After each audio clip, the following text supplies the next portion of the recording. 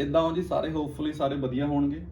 ਕਾਫੀ ਲੰਮੇ ਟਾਈਮ ਤੋਂ ਕੋਈ ਪੋਡਕਾਸਟ ਨਹੀਂ ਸੀ ਕੀਤਾ, ਕੋਈ ਵੀਡੀਓ ਨਹੀਂ ਸੀ ਬਣਾ ਰਹੇ। ਉਹਦੇ ਪਿੱਛੇ ਕਾਫੀ ਪਰਸਨਲ ਰੀਜ਼ਨ ਸੀ। ਇੰਡੀਆ ਜਾਣਾ ਸੀ, ਫਿਰ ਜੌਬ ਸੀ, ਫਿਰ ਅਸੀਂ ਆਸਟ੍ਰੇਲੀਆ ਮੂਵ ਹੋਏ ਹਾਂ। ਸੋ ਕਾਫੀ ਚੀਜ਼ਾਂ ਇੱਦਾਂ ਦੀਆਂ ਸੀਗੀਆਂ ਜਿਨ੍ਹਾਂ ਨੇ ਲਾਈਫ ਬਹੁਤ ਹੈਕਟਿਕ ਕਰਤੀ ਸੀ। ਹੁਣ ਹੌਲੀ ਹੌਲੀ ਲਾਈਫ ਜਿਹੜੀ ਆ ਬੈਕ ਟੂ ਟਰੈਕ ਆ ਰਹੀ ਹੈ। ਸੋ ਉਹਦੇ ਨਾਲ ਹੀ ਆਪਾਂ ਇੱਕ ਨਵਾਂ ਐਪੀਸੋਡ ਲੈ ਕੇ ਤੁਹਾਡੇ ਸਾਹਮਣੇ ਪੇਸ਼ ਹੋ ਰਹੇ ਹਾਂ। ਅੱਜ ਮੇਰੇ ਨਾਲ ਮੇਰੀ ਕੋ-ਹੋਸਟ ਨਵੀਂ person on the podcast, meet my wife Harman. Harman say hello. Hello ਸਾਰਿਆਂ ਨੂੰ, ਸਤਿ ਸ਼੍ਰੀ ਅਕਾਲ। ਸੋ ਕਿੱਦਾਂ ਲੱਗ ਰਿਹਾ ਹੈ ਪੋਡਕਾਸਟ ਤੇ ਆ ਕੇ? You have always been part of the podcast but behind the camera. So ਅੱਜ ਕੈਮਰੇ ਦੇ ਮੂਹਰੇ ਆ ਕੇ ਕਿੱਦਾਂ ਲੱਗ ਰਿਹਾ? ਮੈਂ ਐਕਸਾਈਟਡ ਆ ਬਟ ਥੋੜਾ ਨਰਵਸ ਵੀ ਆ ਕਿਉਂਕਿ ਮੈਂ ਕਦੇ ਵੀ ਕੈਮਰੇ ਦੇ ਸਾਹਮਣੇ ਕੁਝ ਬੋਲਿਆ ਨਹੀਂ ਹੈਗਾ ਪਹਿਲਾਂ, ਹੈ ਨਾ। ਮੈਂ ਸੋ ਆਈ ਥਿੰਕ ਲੋਕ ਜ਼ਿਆਦਾ, ਮਤਲਬ ਜਦੋਂ ਅਸੀਂ ਦੋਨੋਂ ਕਰਾਂਗੇ ਤਾਂ ਲੋਕ ਜ਼ਿਆਦਾ ਆਪਾਂ ਨੂੰ ਸੁਣਨਗੇ, ਹੈ ਨਾ। ਜ਼ਿਆਦਾ ਇੰਟਰਸਟ ਬਣੂਗਾ ਲੋਕਾਂ ਦਾ। ਕਿਉਂਕਿ ਜਿਵੇਂ ਹੁਣ YouTube ਦਾ ਆਪਾਂ ਆਪਣੇ ਚੈਨਲ ਦਾ ਸਟਾਰਟ ਵੀ ਦੇਖੀਏ ਤਾਂ ਉਹਦੇ ਵਿੱਚ ਕੀ ਹੈ ਕਿ ਕਾਫੀ ਜਿਹੜੀ ਫੋਲੋਇੰਗ ਹੈ 2000 ਜਿੰਨੇ ਵੀ ਹੈਗੇ ਆ, ਉਹ ਚੋਂ 70% ਮੁੰਡੇ ਨੇਗੇ, ਓਨਲੀ 30% ਕੁੜੀਆਂ ਨੇ। ਈਵਨ ਜਿਹੜਾ ਪਿਛਲਾ ਟਿਕਟੌਕ ਦਾ ਅਕਾਊਂਟ ਵੀ ਸੀ ਉਹਦੇ ਤੇ ਵੀ ਮਤਲਬ ਕੁੜੀਆਂ ਦੀ ਜਿਹੜੀ ਸੀਗੀ following only 30% C. I think with you on the podcast ਇੱਕ ਨਵੀਂ ਜਿਹੜੀ ਨੀਸ਼ ਮਾਰਕੀਟ ਹੈ, ਇੱਕ ਟਾਰਗੇਟ ਮਾਰਕੀਟ ਹੈ, ਆਪਾਂ ਉਹਨੂੰ ਟੈਪ ਇਨ ਕਰ ਸਕਦੇ ਹਾਂ। ਖੈਰ, ਫਾਰਮੈਟ ਤਾਂ ਤੈਨੂੰ ਪਤਾ ਹੀ ਹੈ ਕਿ ਮੈਂ ਬੁੱਕ ਰੀਡ ਕਰਦਾ ਵਾਂ ਤੇ ਬੁੱਕ ਉੱਪਰ ਆਪਾਂ ਵੀਡੀਓਜ਼ ਕਰਦੇ ਹਾਂ, ਪੋਡਕਾਸਟ ਕਰਦੇ ਹਾਂ। ਸੋ ਅੱਜ ਦੀ ਜਿਹੜੀ ਕਿਤਾਬ ਹੈ ਐਵਰੀਥਿੰਗ ਇਜ਼ ਫੈਕਟ, ਠੀਕ ਹੈ। ਮਾਰਕ ਮੈਨਸਨ ਦੀ ਕਿਤਾਬ ਲਿਖੀ ਹੋਈ ਹੈ ਇਹ। ਹੁਣ ਕਿਤਾਬ ਦਾ ਟਾਈਟਲ ਥੋੜਾ ਅਜੀਬ ਹੈ, ਜਿਹਦੇ ਤੋਂ ਲੱਗਦਾ ਵੀ ਲੋਕ ਇਹਨੂੰ ਖਰੀਦਦੇ ਨਹੀਂ ਹੋਣੇ। ਨਹੀਂ, ਬਟ ਇਹ ਜੇ ਤੁਸੀਂ ਕਦੇ ਵੀ ਗੂਗਲ ਕਰੋਗੇ ਟੌਪ 100 ਬੁੱਕਸ ਬੈਸਟ ਸੈਲਰਸ, ਤਾਂ ਉਹਦੇ ਵਿੱਚ ਆਹ ਬੁੱਕ ਵੀ ਆਉਂਦੀ ਹੈ। ਇਸ ਰਾਈਟਰ ਨੇ ਇੱਕ ਹੋਰ ਬੁੱਕ ਲਿਖੀ ਹੈ, subtle art of not giving a fuck. ਉਹ ਵੀ ਮਾਰਕ ਮੈਨਸਨ ਦੀ ਲਿਖੀ ਹੋਈ ਹੈ। ਨੰਬਰ 1 ਬੈਸਟ ਸੈਲਰ ਰਹੀ ਹੈ ਨਿਊਯਾਰਕ ਦੀ ਇਹ, ਅਮਰੀਕਾ ਦੇ ਵਿੱਚ। This book has been very big.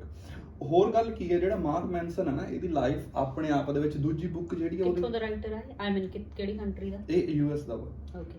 ਸੋ ਉਹ ਦੂਜੀ ਬੁੱਕ ਦੇ ਵਿੱਚ ਇਹਨੇ ਬੜੇ ਵਧੀਆ ਤਰੀਕੇ ਨਾਲ ਡਿਸਕਸ ਕੀਤਾ ਵਾ। ਉਹ ਬੁੱਕ ਇਸ ਬੁੱਕ ਤੋਂ ਜ਼ਿਆਦਾ ਪਪੂਲਰ ਆ, ਬਟ ਮੈਨੂੰ ਆਹ ਪਰਸਨਲੀ ਬੁੱਕ ਆਲੀ ਜ਼ਿਆਦਾ ਵਧੀਆ ਲੱਗਦੀ ਹੈ। ਉਹ ਬੁੱਕ ਦੇ ਵਿੱਚ ਉਹਨੇ ਡਿਸਕਸ ਕੀਤਾ ਕਿੱਦਾਂ ਮਤਲਬ ਉਹਦੀ ਡਰੱਗ ਐਡਿਕਸ਼ਨ ਸੀਗੀ, ਠੀਕ ਹੈ, ਕਿੱਦਾਂ ਉਹਦੀ ਲਾਈਫ ਦੇ ਵਿੱਚ ਪ੍ਰੋਬਲਮ ਸੀਗੀਆਂ ਐਜ਼ ਅ ਚਾਈਲਡਹੁੱਡ, ਕਿੱਦਾਂ ਉਹਨੂੰ family trauma C, this and that. ਉਹ ਸਾਰਾ ਕੁਝ ਉਹਨੇ ਉਹ ਬੁੱਕ 'ਚ ਡਿਸਕਸ ਕੀਤਾ ਵਾ। ਬਟ ਤੁਹਾਨੂੰ ਇਹ ਬੁੱਕ ਕਿਉਂ ਵਧੀਆ ਲੱਗਦੀ ਉਹਦੇ ਨਾਲ? ਮੈਨੂੰ ਇਹ ਬੁੱਕ ਇਸ ਕਰਕੇ ਵਧੀਆ ਲੱਗਦੀ ਹੈ ਕਿਉਂਕਿ ਉਹ ਜਿਹੜੀ ਬੁੱਕ ਹੈ ਉਹ ਉਹਦਾ ਪਰਸਨਲ ਐਕਸਪੀਰੀਅੰਸ ਹੈ। ਹਰ ਬੰਦੇ ਦਾ ਆਪਣਾ ਲਾਈਫ 'ਚ ਇੱਕ ਪਰਸਨਲ ਐਕਸਪੀਰੀਅੰਸ ਹੁੰਦਾ, ਹਨਾ। ਉਹਦੇ 'ਚ ਬੁਰੀਆਂ ਚੀਜ਼ਾਂ ਵੀ ਹੁੰਦੀਆਂ, ਉਹਦੇ 'ਚ ਵਧੀਆ ਚੀਜ਼ਾਂ ਵੀ ਹੁੰਦੀਆਂ। ਜਿਹੜਾ ਰਾਈਟਰ ਹੁੰਦਾ ਤੇ ਇੱਕ ਨਾਰਮਲ ਬੰਦਾ ਹੁੰਦਾ, ਉਹਨਾਂ 'ਚ ਸਿਰਫ ਇੱਕੋ ਫਰਕ ਹੁੰਦਾ ਕਿ ਜਿਹੜਾ ਰਾਈਟਰ ਹੈ ਉਹ ਕਿਸੇ ਸਟੋਰੀ ਨੂੰ ਰੋਮੈਂਟਿਸਾਈਜ਼ ਕਰਕੇ ਉਹ ਮਤਲਬ ਉਹਨੂੰ ਸ਼ੂਗਰ ਕੋਟ ਕਰਕੇ ਉਹਨੂੰ ਪਤਾ ਹੁੰਦਾ ਕਿ ਅੱਗੇ ਉਹ ਗੱਲ ਨੂੰ ਕਿੱਦਾਂ ਵੇਚਣਾ ਵਾ। ਜਿਵੇਂ ਕਮੇਡੀਅਨ ਹੁੰਦੇ ਆ, ਇੱਕ ਨਾਰਮਲ ਫਨੀ ਗੱਲ ਨੂੰ ਉਹ ਬਹੁਤ ਸ਼ੂਗਰ ਕੋਟ ਕਰਕੇ, ਐਗਜ਼ੈਜਰੇਟ ਕਰਕੇ ਲੋਕਾਂ ਅੱਗੇ ਪੇਸ਼ ਕਰਦੇ ਆ, ਫਿਰ ਉਹਦੀ ਕਾਮੇਡੀ ਬਣਦੀ ਹੈ। ਸੋ ਉਹ ਬੁੱਕ ਦੇ ਵਿੱਚ ਮੈਨੂੰ ਐਂ ਲੱਗਦਾ ਵਾ ਕਿ ਉਹ ਥੋੜੀ ਜੀ ਉਸ ਤਰ੍ਹਾਂ ਲਿਖੀ ਗਈ ਹੈ ਕਿ ਸੈਲਿੰਗ ਪੁਆਇੰਟ ਆਫ ਵਿਊ ਤੋਂ ਲਿਖੀ ਗਈ ਹੈ, ਵਧਾ ਚੜਾ ਕੇ ਲਿਖਿਆ ਹੈ। ਹਾਂ, ਹਰ ਚੀਜ਼ ਨੂੰ ਰੋਮੈਂਟਿਸਾਈਜ਼ ਜ਼ਿਆਦਾ ਕੀਤਾ ਹੋਇਆ ਵਾ। ਇਹ ਜਿਹੜੀ ਬੁੱਕ ਆ, ਔਨ ਦੀ ਅਦਰ ਹੈਂਡ, ਜਿਵੇਂ ਹਰ ਇੱਕ ਚੈਪਟਰ ਦੇ ਵਿੱਚ ਇੱਕ ਲੈਜੈਂਡ ਦੀ ਸਟੋਰੀ ਹੈ। ਸੋ ਜੇ ਤੁਸੀਂ ਇਨਸਪੀਰੇਸ਼ਨ ਲੈਣੀ ਹੈ ਤਾਂ ਤੁਸੀਂ, ਕਿਉਂਕਿ ਮਾਰਕ ਮੈਨਸਨ ਆਪਣੇ ਆਪ ਦੇ ਵਿੱਚ ਉਹਨੇ ਜ਼ਿੰਦਗੀ 'ਚ ਕੁਝ ਅਚੀਵ ਨਹੀਂ ਕੀਤਾ ਹੈਗਾ apart from writing these 2 books, right. ਉਸ ਤੋਂ ਇਲਾਵਾ ਉਹਨੇ ਜ਼ਿੰਦਗੀ ਦੇ ਵਿੱਚ ਕੋਈ ਬਹੁਤ ਵੱਡਾ ਤੀਰ ਨਹੀਂ ਮਾਰਿਆ ਹੈਗਾ। ਬਟ ਜਿਹੜੀ ਆਹ ਬੁੱਕ ਹੈ, ਇਹਦੇ ਵਿੱਚ ਜਿਹੜੇ ਬੰਦਿਆਂ ਦਾ ਉਹਨੇ ਜ਼ਿਕਰ ਕੀਤਾ ਵਾ, ਉਹਨਾਂ ਦੀ ਹਿਸਟਰੀ ਦੇ ਵਿੱਚ ਇੱਕ ਬਹੁਤ ਵੱਡੀ ਆਪਣੇ ਆਪ ਦੇ ਵਿੱਚ ਅਚੀਵਮੈਂਟ ਰਹੀ ਹੈ, ਠੀਕ ਹੈ। ਹਿਊਮਨ ਜਿਹੜੀ ਕੋਗਨੀਟਿਵ ਕੌਨਸ਼ੀਅਸਨੈਸ ਹੈ ਉਹਦੇ ਵਿੱਚ ਕਿਸੇ ਨਾ ਕਿਤੇ ਲੈਵਲ ਤੇ ਉਹਦਾ ਜ਼ਿਕਰ ਆਉਂਦਾ ਵਾ। ਜਿਵੇਂ ਹੁਣ ਸੋ ਇਹਦਾ ਮਤਲਬ ਲੈਜੈਂਡਸ ਦੀ ਸਟੋਰੀਜ਼ ਨੂੰ ਲੈ ਕੇ ਉਹਨਾਂ ਨੇ ਮਤਲਬ ਲੋਕਾਂ ਨੂੰ ਮੋਟੀਵੇਟ ਕਰਨ ਦੀ ਕੋਸ਼ਿਸ਼ ਕੀਤੀ। ਮੋਟੀਵੇਟ ਕਰਨ ਦੀ ਕੋਸ਼ਿਸ਼ ਕੀਤੀ ਹੋਈ ਹੈ। ਜਿੱਦਾਂ ਹੁਣ ਜਿਹੜੀ ਇਹਦੀ ਸਭ ਤੋਂ ਪਹਿਲੀ ਸਟੋਰੀ ਹੈ, ਮੈਨੂੰ one of my favourite story. ਉਹਦਾ ਰੀਜ਼ਨ ਕੀ ਹੈ ਕਿ ਉਹਦੇ ਵਿੱਚ ਵਰਲਡ ਵਾਰ 2 ਦਾ ਜ਼ਿਕਰ ਆਉਂਦਾ ਵਾ, ਵਰਲਡ ਵਾਰ 1 ਦਾ ਜ਼ਿਕਰ ਆਉਂਦਾ ਵਾ। ਹੁਣ world war 1 and world war 2 modern history ਦੇ ਵਿੱਚ ਉਹਨਾਂ ਦਾ ਐਮਫੈਸਿਸ ਬਹੁਤ ਜ਼ਿਆਦਾ, ਕਿਉਂਕਿ ਅੱਜ ਅਸੀਂ ਕਿਸੇ ਵੀ ਦੁਨੀਆ ਦੇ ਕਿਸੇ ਵੀ ਹਿੱਸੇ ਦੇ ਵਿੱਚ ਕੋਈ ਪ੍ਰੋਬਲਮ ਹੈ ਜਾਂ ਸਾਡੀ ਜਿਹੜੀ ਸਾਇੰਸ 'ਚ ਐਡਵਾਂਸਮੈਂਟ ਹੋਈ ਹੈ ਜਾਂ ਸਾਡੀ ਕਿਸੇ ਵੀ ਤਰ੍ਹਾਂ ਦੀ ਐਡਵਾਂਸਮੈਂਟ ਹੋਈ ਹੈ, ਉਹ ਡਾਇਰੈਕਟਲੀ ਵਰਲਡ ਵਾਰ 2 ਕਰਕੇ ਹੈਗੀ ਹੈ। ਕਿਉਂਕਿ ਵਰਲਡ ਵਾਰ 1 ਤੋਂ ਬਾਅਦ ਵਰਲਡ ਵਾਰ 2 ਤੱਕ ਵਰਲਡ ਵਾਰ 1 ਤੋਂ ਬਾਅਦ ਪਤਾ ਲੱਗ ਗਿਆ ਸੀ ਕਿ ਜਿਹੜੀ ਜੰਗ ਹੈ ਉਹ ਕਰਨੀ ਕਿੰਨੀ ਔਖੀ ਹੈ, ਕਿਉਂਕਿ ਉਦੋਂ ਤੁਹਾਡੇ ਕੋਲ ਐਂਟੀਬਾਇਓਟਿਕ ਨਹੀਂ ਸੀ। ਵਰਲਡ ਵਾਰ 1 ਦੇ ਵਿੱਚ ਸੋਲਜਰ ਗੋਲੀਆਂ ਨਾਲ ਘੱਟ ਮਰੇ, ਠੀਕ ਹੈ, ਇਨਫੈਕਸ਼ਨ ਨਾਲ ਜ਼ਿਆਦਾ ਮਰੇ। ਸੋ ਵਰਲਡ ਵਾਰ 2 ਤੋਂ ਬਾਅਦ ਸਾਇੰਸ ਨੂੰ, ਮੈਡੀਸਨ ਨੂੰ ਬਹੁਤ ਐਡਵਾਂਸਮੈਂਟ ਹੋਈ। ਸੋ ਅੱਜ ਜਿਹੜੀ ਚੀਜ਼, ਅੱਜ ਜਿਹੜੀ ਦੁਨੀਆ ਵਾ, ਅੱਜ ਜਿਹੜਾ ਪੋਲੀਟੀਕਲ ਸਿਸਟਮ ਹੈ ਜਾਂ ਕੁਝ ਵੀ ਹੈ, ਉਹਦੇ ਪਿੱਛੇ ਬਣਨ ਪਿੱਛੇ ਵਰਲਡ ਵਾਰ 1 ਤੇ ਵਰਲਡ ਵਾਰ 2 ਦਾ ਬਹੁਤ ਵੱਡਾ ਹੱਥ ਹੈ। ਸੋ ਇਸ ਕਰਕੇ ਜਿਹੜੀ ਪਹਿਲੀ ਸਟੋਰੀ ਹੈ, ਓਕੇ ਵਰਲਡ ਵਾਰ 1 ਤੇ 2 ਕਦੋਂ ਹੋਈਆਂ ਤੇ ਕਿਉਂ ਹੋਈਆਂ? ਸੋ ਮੈਂ ਇਹ ਛੋਟੇ ਕੁਐਸਚਨ ਤਾਂ ਪੁੱਛ ਰਹੀ ਹਾਂ ਕਿਉਂਕਿ ਮੈਂ ਹਰ ਤਰ੍ਹਾਂ ਦੇ ਵਿਊਅਰਸ ਨੂੰ ਰਿਪਰੈਜ਼ੈਂਟ ਕਰ ਰਹੀ ਹਾਂ, ਠੀਕ ਹੈ, ਕਿਉਂਕਿ ਬਹੁਤਿਆਂ ਲੋਕਾਂ ਨੂੰ ਤਾਂ ਪਤਾ ਹੀ ਆ ਹਨਾ ਕਿਉਂ ਹੋਈ ਆ, ਜਿਵੇਂ ਮੈਨੂੰ ਪਤਾ ਕਿਉਂ ਹੋਈ ਆ, ਕਾਹਤੋਂ ਹੋਈ ਆ ਹਨਾ, ਬਟ ਕੁਝ ਲੋਕਾਂ ਨੂੰ ਨਹੀਂ ਪਤਾ। ਉਹਨਾਂ ਨੂੰ ਸਿਰਫ ਇਹ ਨਾਮ ਪਤਾ ਕਿ ਵਰਲਡ ਵਾਰ 1 ਹੋਈ ਸੀ, ਵਰਲਡ ਵਾਰ 2 ਹੋਈ ਸੀ ਹਨਾ, ਬਟ ਉਹਨਾਂ ਨੂੰ ਇਹ ਨਹੀਂ ਪਤਾ ਕਿਉਂ ਹੋਈ ਤੇ ਕਦੋਂ ਹੋਈ ਹਨਾ। ਸੋ ਵਰਲਡ ਵਾਰ 1 ਜਿਹੜੀ ਸੀਗੀ ਇਹ 1914 1915 ਇੱਥੇ ਇੱਕ ਸਟਾਰਟ ਹੋਈ ਸੀ ਤੇ 1918 1919 ਇਹਦੇ ਵਿੱਚ ਖਤਮ ਹੋ ਗਈ ਸੀ। ਜਿਹੜੀ ਵਰਲਡ ਵਾਰ 2 ਸੀਗੀ 1938 39 ਡਿਪੈਂਡ ਤੁਸੀਂ ਹਿਸਟਰੀ ਦਾ ਕਿਹੜਾ ਰੈਫਰੈਂਸ ਲੈਂਦੇ ਹੋ, ਉੱਥੋਂ ਸਟਾਰਟ ਹੁੰਦੀ ਹੈ ਤੇ 1945 ਤੱਕ ਖਤਮ ਹੋ ਜਾਂਦੀ ਹੈ। ਹੁਣ ਜਿਹੜੀ ਵਰਲਡ ਵਾਰ 1 ਹੋਈ ਹੈ ਉਹਦਾ ਰੀਜ਼ਨ ਜਿਵੇਂ ਉਹਦੇ ਤੁਹਾਨੂੰ ਜੇ ਤੁਸੀਂ ਇੰਟਰਨੈਟ ਤੇ ਜਾਓਗੇ ਤਾਂ ਕਾਫੀ ਰੀਜ਼ਨ ਮਿਲਣਗੇ ਕਿ ਅਸੈਸੀਨੇਸ਼ਨ ਅਟੈਂਪਟ ਕੀਤਾ ਗਿਆ ਸੀਗਾ, ਉਹ ਫੇਲ ਹੋ ਗਿਆ, ਦਿਸ ਐਂਡ ਦੈਟ। ਬਟ ਮੇਰਾ ਮੰਨਣਾ ਇਹ ਹੈ ਕਿ ਜਿਹੜੀ ਵਰਲਡ ਵਾਰ 1 ਸੀਗੀ ਇਹ ਸਿਰਫ ਇੱਕ ਫੈਮਿਲੀ ਫਲੂਇਡ ਸੀਗਾ। ਜਿਵੇਂ ਤੁਸੀਂ ਰਸ਼ੀਆ ਦੇ ਜ਼ਾਰ ਲੈ ਲਓ, ਠੀਕ ਹੈ, ਜਰਮਨੀ ਦੇ ਕਾਈਜ਼ਰਸ ਲੈ ਲਓ, ਫਰਾਂਸ ਦਾ ਰਾਜਾ ਲੈ ਲਓ, ਇੰਗਲੈਂਡ ਦਾ ਰਾਜਾ ਲੈ ਲਓ, ਜਿਹੜੇ ਉਸ ਟਾਈਮ ਸੀਗੇ, ਉਹਨਾਂ ਨੂੰ ਜੇ ਸਾਰਿਆਂ ਨੂੰ ਇੱਕ ਫੋਟੋ ਫਰੇਮ 'ਚ ਦਿਖਾ ਦਿੱਤਾ ਉਹ ਸਾਰੇ ਇੱਕ ਦੂਜੇ ਦੇ ਜੁੜਵਾਂ ਭਰਾ ਲੱਗਦੇ ਆ, ਕਿਉਂਕਿ ਇਹ ਸਾਰੇ ਚਾਚੇ ਮਾਮੇ ਤਾਇਆਂ ਦੇ ਬੇਟੇ ਸੀਗੇ। ਤੇ ਉਸ ਟਾਈਮ ਰਾਇਲਟੀ ਦੇ ਵਿੱਚ ਕੀ ਸੀਗਾ ਕਿ ਰਾਇਲਟੀ ਦਾ ਵਿਆਹ ਸਿਰਫ ਰਾਇਲਟੀ ਨਾਲ ਹੁੰਦਾ ਸੀ, ਪਿਓਰ ਬਲੱਡ ਰੱਖੇ ਜਾਂਦੇ ਸੀ। ਤਾਂ ਇਹਨਾਂ ਜਿਹੜੇ ਚਾਰੇ ਸੀਗੇ, ਇਹਨਾਂ ਚਾਰਾਂ ਦੀ ਸ਼ਕਲ ਇੱਕੋ ਜੀ ਸੀਗੀ। ਸਾਰੇ ਰਸ਼ੀਆ ਦੇ ਵਰਡ ਯੂ ਸੇ ਰਸ਼ੀਆ ਦੇ ਜ਼ਾਰਸ, ਮਤਲਬ ਜਿਵੇਂ ਆਪਾਂ ਕਹਿੰਦੇ ਕਿ ਕਿੰਗ, ਹਾਂ, ਉਹ ਰਸ਼ੀਆ ਦੇ ਵਿੱਚ ਉਹ ਜਿਹੜੀ ਫੈਮਿਲੀ ਸੀ ਉਹਨਾਂ ਨੂੰ ਜ਼ਾਰਸ ਬੋਲਿਆ ਜਾਂਦਾ ਸੀਗਾ, ਠੀਕ ਹੈ। ਆਈ ਥਿੰਕ ਨੈਟਫਲਿਕਸ ਤੇ ਸੀਰੀਜ਼ ਵੀ ਬਣੀ ਹੋਈ ਹੈ ਜ਼ਾਰਸ ਦੇ ਉੱਪਰ, ਤੁਸੀਂ ਉਹ ਦੇਖ ਸਕਦੇ ਹੋ। ਸੋ ਉਹ basically it was just a family fluid, ਠੀਕ ਹੈ, ਇੱਕ ਫੈਮਿਲੀ ਦੀ ਲੜਾਈ ਸੀ। ਤੇ ਹੋਰ ਗੱਲ ਕੀ ਸੀਗਾ ਕਿ ਇਹ ਜਿਹੜੀ ਲੜਾਈ ਸੀਗੀ ਇਹ ਹਮੇਸ਼ਾ, ਜਿਵੇਂ ਅੱਜ ਵੀ ਤੁਸੀਂ ਦੇਖੋ, ਜਿਵੇਂ ਇੰਡੀਆ ਪਾਕਿਸਤਾਨ ਹੈਗਾ ਵਾ ਜਾਂ ਇੰਡੀਆ ਚਾਈਨਾ ਵਾ ਜਾਂ ਹੋਰ ਕਿਤੇ ਵੀ, ਜਿਵੇਂ ਰਸ਼ੀਆ ਯੂਕਰੇਨ ਹੈ, ਇਹਨਾਂ ਨੂੰ ਇਹ ਕਿਤੇ ਵੀ ਜਦੋਂ ਵਾਰ ਲੱਗਦੀ ਹੈ ਉਹਨੂੰ ਫਿਊਲ ਕਰਦੀ ਹੈ ਕੰਪਨੀਆਂ ਜਿਹੜੀਆਂ ਵੈਪਨ ਸੈੱਲ ਕਰਦੀਆਂ। ਵਰਲਡ ਵਾਰ 1 ਦੇ ਵਿੱਚ ਵੀ ਕੀ ਸੀਗਾ, ਕੰਪਨੀਆਂ ਜਿਹੜੀਆਂ ਵੈਪਨ ਸੈੱਲ ਕਰਦੀਆਂ ਸੀਗੀਆਂ ਉਹਨਾਂ ਨੇ ਇਹ ਪ੍ਰੋਪੋਗੈਂਡਾ ਫਿਊਲ ਕੀਤਾ ਤੇ ਆ ਸਾਨੂੰ ਵਰਲਡ ਵਾਰ ਦੇਖਣ ਨੂੰ ਮਿਲੀ। ਹੁਣ ਵਰਲਡ ਵਾਰ 1 ਦਾ ਇਹ ਨਤੀਜਾ ਹੋਇਆ ਕਿ ਉੱਥੇ ਜਰਮਨੀ ਨੂੰ, ਜਦੋਂ ਵਰਲਡ ਵਾਰ 1 ਦੀ ਇਹਨਾਂ ਨੇ ਟ੍ਰੀਟੀਜ਼ ਕਰਨੀਆਂ ਸੀਗੀਆਂ ਨਾ, ਟ੍ਰੀਟੀ ਆਫ ਵਰਸਾਈ ਕਰਨੀ ਸੀਗੀ, ਤਾਂ ਇੱਕ ਚੱਲਦੀ ਹੋਈ ਟ੍ਰੇਨ ਜਿਹੜੀ ਸੀ, ਸਮਝੌਤੇ ਕਰਨੇ ਸੀ, ਹਾਂ, ਜਦੋਂ ਇਹਨਾਂ ਨੇ ਸਮਝੌਤਾ ਕਰਨਾ ਸੀ, ਚੱਲਦੀ ਹੋਈ ਟ੍ਰੇਨ 'ਚ ਸਮਝੌਤਾ ਹੋਇਆ। ਤੇ ਉਹ ਸਮਝੌਤੇ ਦੇ ਵਿੱਚ ਕੀ ਸੀਗਾ ਕਿ ਜਰਮਨੀ ਦੇ ਜਿਹੜੇ ਰੈਪਰੈਜ਼ੈਂਟੇਟਿਵ ਸੀਗੇ, ਟੇਬਲ ਦੇ ਉੱਪਰ ਉਹਨਾਂ ਦੇ ਬੈਠਣ ਵਾਸਤੇ ਚੇਅਰ ਨਹੀਂ ਸੀਗੀ, ਉਹਨਾਂ ਨੂੰ ਖੜੇ ਰੱਖਿਆ ਗਿਆ ਸੀਗਾ। ਤਾਂ ਉਹ ਜਰਮਨ ਲੋਕਾਂ ਨੇ ਉਹਨੂੰ ਪਰਸਨਲ ਇਨਸਲਟ ਲਿਆ, ਉਹ ਚੀਜ਼ ਨੂੰ ਹਿਟਲਰ ਨੇ ਪਰਸਨਲ ਇਨਸਲਟ ਲਿਆ, ਉਹ ਚੀਜ਼ ਨੂੰ ਮੁੱਦਾ ਬਣਾ ਕੇ ਫਿਰ ਹਿਟਲਰ ਪਾਵਰ 'ਚ ਆਇਆ। ਜਦੋਂ ਫਿਰ ਹਿਟਲਰ 'ਚ ਪਾਵਰ ਆਇਆ, ਉਹਨੇ ਡਿਮਾਂਡ ਕੀਤਾ ਕਿ ਵੀ ਮੈਨੂੰ ਲਿਵਿੰਗ ਸਪੇਸ ਚਾਹੀਦੀ ਹੈ, ਮੈਨੂੰ ਬਰੀਥਿੰਗ ਸਪੇਸ ਚਾਹੀਦੀ ਹੈ, ਹਨਾ। ਜਿਵੇਂ ਹੁਣ ਆਪਣੇ ਇੰਡੀਆ 'ਚ ਅਖੰਡ ਭਾਰਤ ਦੀ ਆਪਾਂ ਗੱਲ ਕਰਦੇ ਹਾਂ। ਸੋ ਹਿਟਲਰ ਉੱਥੇ ਸੀਗਾ ਜਦੋਂ ਇਹ ਟ੍ਰੀਟੀ ਹੋਈ ਹੈ? ਨਹੀਂ, ਹਿਟਲਰ ਉੱਥੇ ਨਹੀਂ ਸੀਗਾ। Hitler was part of military at that. Okay ਹਾਂ, ਮਤਲਬ ਕੋਈ ਵਧੀਆ ਪੋਜੀਸ਼ਨ ਤੇ ਸੀਗਾ ਜਾਂ ਇੱਕ ਕਾਮਨ ਸੋਲਜਰ ਸੀਗਾ? ਹਾਂ, ਹਿਟਲਰ ਆਮ not too sure Hitler part ਸੀਗਾ ਵਰਲਡ ਵਾਰ 1 ਦੇ ਵਿੱਚ ਕਿ ਨਹੀਂ, ਨੋ ਆਮ ਨਾਟ ਟੂ ਸ਼ੋਰ। ਜਿਹੜੇ ਹਿਟਲਰ ਦੇ ਬਾਕੀ ਸਬਆਰਡੀਨੇਟ ਸੀਗੇ, ਜਿਵੇਂ ਗੋਰਿੰਗ ਸੀਗਾ ਜਿਹੜਾ ਉਹਦਾ ਮਾਰਸ਼ਲ ਸੀਗਾ, ਕਮਾਂਡਰ ਇਨ ਚੀਫ ਸੀਗਾ, ਉਹ ਵਰਲਡ ਵਾਰ 1 ਦਾ ਜ਼ਰੂਰ part C. Aam not too sure ਕਿ ਹਿਟਲਰ ਪਾਰਟ ਸੀਗਾ ਕਿ ਨਹੀਂ ਸੀਗਾ। Hitler definitely on somewhat level he was a soldier, but I'm not too sure ਕਿ ਪਾਰਟ ਸੀਗਾ ਕਿ ਨਹੀਂ ਸੀਗਾ। ਬਟ ਹਿਟਲਰ ਨੇ ਪਾਵਰ ਚ ਆਉਂਦੇ ਸਾਰ, ਜਿਵੇਂ ਹੁਣ ਆਪਣੇ ਅਖੰਡ ਭਾਰਤ ਦੀ ਆਪਾਂ ਗੱਲ ਕਰਦੇ ਹਾਂ ਹਨਾ, ਇੰਡੀਆ ਦੇ ਵਿੱਚ ਇੱਕ ਆਈਡੀਆ ਪ੍ਰੋਪੋਗੇਟ ਕੀਤਾ ਜਾਂਦਾ ਵਾ ਕਿ ਸਾਨੂੰ ਅਖੰਡ ਭਾਰਤ ਚਾਹੀਦਾ ਵਾ, ਉਵੇਂ ਹੀ ਹਿਟਲਰ ਨੇ ਜਰਮਨੀ ਦੇ ਵਿੱਚ ਆਈਡੀਆ ਇੱਕ ਪ੍ਰੋਪੋਗੇਟ ਕੀਤਾ ਕਿ ਸਾਨੂੰ ਬਰੀਥਿੰਗ ਸਪੇਸ ਚਾਹੀਦੀ ਹੈ, ਸਾਨੂੰ ਲਿਵਿੰਗ ਸਪੇਸ ਚਾਹੀਦੀ ਹੈ। ਵਰਲਡ ਵਾਰ 1 ਤੋਂ ਬਾਅਦ? ਵਰਲਡ ਵਾਰ 1 ਉਹ ਟ੍ਰੀਟੀ ਸਾਈਨ ਹੋਣ ਤੋਂ ਬਾਅਦ? ਹਾਂ, ਉਹ ਟ੍ਰੀਟੀ ਸਾਈਨ ਹੋਣ ਤੋਂ ਬਾਅਦ। ਸੋ ਉਹ ਟ੍ਰੀਟੀ ਦਾ ਮਤਲਬ ਕੀ ਸਾਈਨ ਕੀਤਾ ਉਹਨਾਂ ਨੇ? ਉਹ ਟ੍ਰੀਟੀ ਦੇ ਵਿੱਚ ਇਹ ਸੀਗਾ ਬੇਸਿਕਲੀ ਕਿ ਜਿਵੇਂ ਜਰਮਨੀ ਨੂੰ ਇਹ ਕਿਹਾ ਗਿਆ ਸੀਗਾ ਕਿ ਤੁਸੀਂ ਆਰਮੀ ਨਹੀਂ ਰੱਖ ਸਕਦੇ, ਤੁਸੀਂ ਆਪਣੀ ਆਰਮੀ ਨੂੰ ਵੈਪਨਾਈਜ਼ ਨਹੀਂ ਕਰ ਸਕਦੇ ਹੈਗੇ, ਠੀਕ ਹੈ, ਤੁਸੀਂ ਮਿਲਟਰੀ ਗ੍ਰੇਡ ਇਨਵੈਂਸ਼ਨ ਨਹੀਂ ਕਰ ਸਕਦੇ। ਉਹ ਕਾਫੀ ਮਤਲਬ ਮਿਲਟਰੀ ਲਿਮਿਟੇਸ਼ਨਸ ਲਾ ਦਿੱਤੀਆਂ ਗਈਆਂ ਸੀ ਕਿ ਤੁਸੀਂ ਆਹ ਨਹੀਂ ਕਰ ਸਕਦੇ, ਤੁਸੀਂ ਆਹ ਨਹੀਂ ਕਰ ਸਕਦੇ। ਫਿਰ ਉੱਥੇ ਕਿਹਾ ਗਿਆ ਸੀ ਵਰਲਡ ਵਾਰ 1 ਦਾ ਹੁਣ ਨਾਰਮਲੀ ਕੀ ਹੁੰਦਾ ਜਦੋਂ ਦੋ ਕੰਟਰੀਆਂ ਲੜਦੀਆਂ ਨੇਗੀਆਂ, ਜਿਹੜੀ ਕੰਟਰੀ ਜਿੱਤ ਜਾਂਦੀ ਆ ਉਹ ਹਾਰਨ ਵਾਲੀ ਕੰਟਰੀ ਤੇ ਖਰਚਾ ਪਾ ਦਿੰਦੀ ਹੈ। ਜਿੱਦਾਂ ਕਿ 84 ਦੇ ਵਿੱਚ ਕੀ ਹੁੰਦਾ ਵਾ, ਜਦੋਂ 84 ਦੇ ਵਿੱਚ ਸਿੱਖ ਜੈਨੋਸਾਈਡ ਹੁੰਦਾ ਵਾ ਤਾਂ ਉਹ ਜਿਹੜਾ ਮਿਲਟਰੀ ਦਾ ਸਾਰਾ ਖਰਚਾ ਵਾ ਉਹ ਪੰਜਾਬ ਤੇ ਪਾ ਦਿੱਤਾ ਜਾਂਦਾ। ਜਿਹੜਾ ਹੁਣ ਪੰਜਾਬ ਤੇ ਕਰਜ਼ਾ 30,000 ਕਰੋੜ ਦਾ ਜਾਂ 30 ਲੱਖ ਕਰੋੜ ਦਾ, ਇਹ ਉਦੋਂ ਦਾ ਚੱਲਦਾ ਹਾਂ ਇਹ ਉਦੋਂ ਦਾ ਕਰਜ਼ਾ ਚੱਲਦਾ ਆ ਰਿਹਾ। ਉਸ ਤੋਂ ਪਹਿਲਾਂ ਪੰਜਾਬ ਤੇ ਕੋਈ ਕਰਜ਼ਾ ਨਹੀਂ ਸੀਗਾ। ਉਹ ਕੀ ਹੁੰਦਾ ਵਾ, ਜਿੰਨੀ ਹੁਣ ਫੋਰ ਐਗਜ਼ਾਮਪਲ ਜੇ 1000 ਬੰਦਾ ਆ ਗਿਆ ਪੰਜਾਬ ਦੇ ਵਿੱਚ ਮਿਲਟਰੀ ਦਾ, ਉਹ 1000 ਬੰਦੇ ਦਾ ਖਰਚਾ, ਉਹਦੀ ਸੈਲਰੀ, ਉਹਦਾ ਖਾਣ ਪੀਣ ਦਾ ਖਰਚਾ, ਠੀਕ ਹੈ, ਉਹ ਜਿੰਨੇ ਰਿਸੋਰਸਸ ਉੱਥੇ ਲੱਗ ਰਹੇ ਆ ਉਹ ਸਾਰਾ ਖਰਚਾ ਸਟੇਟ ਤੇ ਪਾ ਦਿੱਤਾ ਗਿਆ, ਸਟੇਟ ਜਾਂ ਕੰਟਰੀ ਤੇ ਪਾ ਦਿੱਤਾ। ਹਾਂ ਉਦਾਂ ਹੀ ਵਰਲਡ ਵਾਰ 2 ਦੇ ਵਿੱਚ ਕੀ ਕੀਤਾ ਗਿਆ, ਜਿੰਨਾ ਵਾਰ ਦਾ ਖਰਚਾ ਸੀ ਉਹ ਸਾਰਾ ਜਰਮਨੀ ਤੇ ਪਾ ਦਿੱਤਾ ਗਿਆ। ਉਹਦੇ ਕਰਕੇ ਕੀ 2 or 1 world war 1 1 sorry world war 1 ਦਾ ਪਾ ਦਿੱਤਾ ਗਿਆ ਜਰਮਨੀ ਤੇ ਉਹ ਲੋਕਾਂ, ਉਹਦੇ ਕਰਕੇ ਕੀ ਹੋ ਗਿਆ, ਹੁਣ ਜੇ ਤੁਹਾਡੀ ਕੰਟਰੀ ਚੋਂ ਪੈਸਾ ਬਾਹਰ ਜਾਣ ਲੱਗ ਗਿਆ ਤਾਂ ਜੌਬਸ ਦੀ ਪ੍ਰੋਬਲਮ ਆਉਣ ਲੱਗ ਗਈ, ਠੀਕ ਹੈ, ਕਾਫੀ ਚੀਜ਼ਾਂ ਦੀ ਪ੍ਰੋਬਲਮ ਆਉਣ ਲੱਗ ਗਈ। ਉਹ ਚੀਜ਼ ਦਾ ਹੁਣ ਉਹ ਹਿਟਲਰ ਜਦੋਂ ਪਾਵਰ 'ਚ ਆਇਆ, ਹਿਟਲਰ ਨੇ ਬਲੇਮ ਕੀਤਾ ਜੂਜ਼ ਨੂੰ, ਹਿਟਲਰ ਨੇ ਬਲੇਮ ਕੀਤਾ ਹੋਰ ਯੂਰਪੀਅਨ ਕੰਟਰੀਆਂ ਨੂੰ ਕਿ ਕਿੱਦਾਂ। ਹੋਰ ਹਿਟਲਰ ਦੇ ਵਿੱਚ ਕੀ ਸੀਗਾ ਕਿ ਆਰੀਅਨ ਨੂੰ ਲੈ ਕੇ ਉਹਦੀ ਥਿਊਰੀ ਸੀ। ਜਿਵੇਂ ਹੁਣ ਆਪਾਂ ਪੜ੍ਹਦੇ ਹਾਂ ਹਨਾ ਕਿ ਇੰਡੀਆ ਦੇ ਵਿੱਚ ਆਰੀਅਨਸ ਆਏ, ਇੰਡੀਆ ਜਿਹੜੇ ਮੂਲ ਲੋਕ ਸੀ ਦ੍ਰਵਿਡੀਅਨ ਲੋਕ ਸੀਗੇ, ਤਾਂ ਹਿਟਲਰ ਦਾ ਮੰਨਣਾ ਸੀ ਕਿ ਜਿਹੜੇ ਜਰਮਨ ਪੀਪਲ ਨੇ ਉਹ ਡਾਇਰੈਕਟ ਡਿਸੈਂਡੈਂਟਸ ਨੇਗੇ ਆਰੀਅਨਸ ਦੇ, ਠੀਕ ਹੈ। ਤਾਂ ਉਹਦਾ ਇਦਾਂ ਕਰਕੇ ਉਹਦੀ ਸੁਪਰੀਮੇਸੀ ਦੀ ਥਿਊਰੀ ਸੀਗੀ ਆਪਦੀ। ਤਾਂ ਉਹ ਹੁਣ ਜਦੋਂ ਵਰਲਡ ਵਾਰ 2 ਸਟਾਰਟ ਹੁੰਦੀ ਹੈ, ਹਿਟਲਰ ਨੇ ਜਦੋਂ ਪੋਲੈਂਡ ਤੇ ਅਟੈਕ ਕੀਤਾ, ਠੀਕ ਹੈ। ਹੁਣ ਜਿਹੜਾ ਸਾਡਾ ਹੀਰੋ ਹੈ ਉਹ ਪਲੈਕੀ, ਵੀਟੋਲਡ ਪਲੈਕੀ ਉਹਦਾ ਪੂਰਾ ਨਾਮ ਹੈ। ਉਹ ਪਲੈਕੀ ਪੋਲੈਂਡ ਦਾ ਸੀਗਾ, ਹਾਂ ਪਲੈਕੀ ਪੋਲੈਂਡ ਦਾ ਸੀਗਾ। ਓਕੇ, ਹਿਟਲਰ ਨੇ ਫਿਰ ਵਰਲਡ ਵਾਰ 2 ਚ ਪੋਲੈਂਡ ਤੇ ਪਹਿਲਾਂ ਉਹਨੇ ਹਮਲਾ ਪੋਲੈਂਡ ਤੇ ਕੀਤਾ ਪਹਿਲਾਂ। ਹਾਂ ਉਹ ਹਮਲਾ ਵੀ ਬੜਾ ਇੰਟਰਸਟਿੰਗ ਤਰੀਕੇ ਨਾਲ ਉਹਨੇ ਕੀਤਾ। ਉਹਨੇ ਕੀ ਕੀਤਾ ਕਿ ਇੱਕ ਵਾਚ ਟਾਵਰ ਸੀਗਾ ਜਰਮਨੀ ਦਾ, ਪੋਲੈਂਡ ਦੇ ਬਾਰਡਰ ਦੇ ਨਾਲ ਲੱਗਦਾ।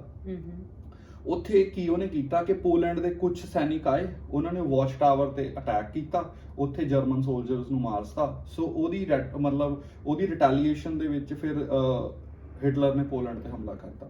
ਹੁਣ ਜਿਹੜਾ ਸਾਡਾ ਹੀਰੋ ਆ ਇੱਥੇ ਪਲੈਕੀ, ਉਹ ਵਰਲਡ ਵਾਰ 1 ਦਾ ਡੈਕੋਰੇਟਡ ਆਫੀਸਰ ਸੀਗਾ, ਕਿਉਂਕਿ ਵਰਲਡ ਵਾਰ 1 ਦੇ ਵਿੱਚ ਸੋਵੀਅਤਸ ਨੇ ਕਾਈਂਡ ਆਫ ਪੋਲੈਂਡ ਤੇ ਟੇਕ ਓਵਰ ਕਰ ਲਿਆ ਸੀਗਾ। ਤਾਂ ਫਿਰ ਜਿਹੜਾ ਸਾਡਾ ਹੀਰੋ ਹੈ ਪਲੈਕੀ, ਇਹ ਵਰਲਡ ਵਾਰ 1 ਦਾ ਡੈਕੋਰੇਟਡ ਆਫੀਸਰ ਸੀ।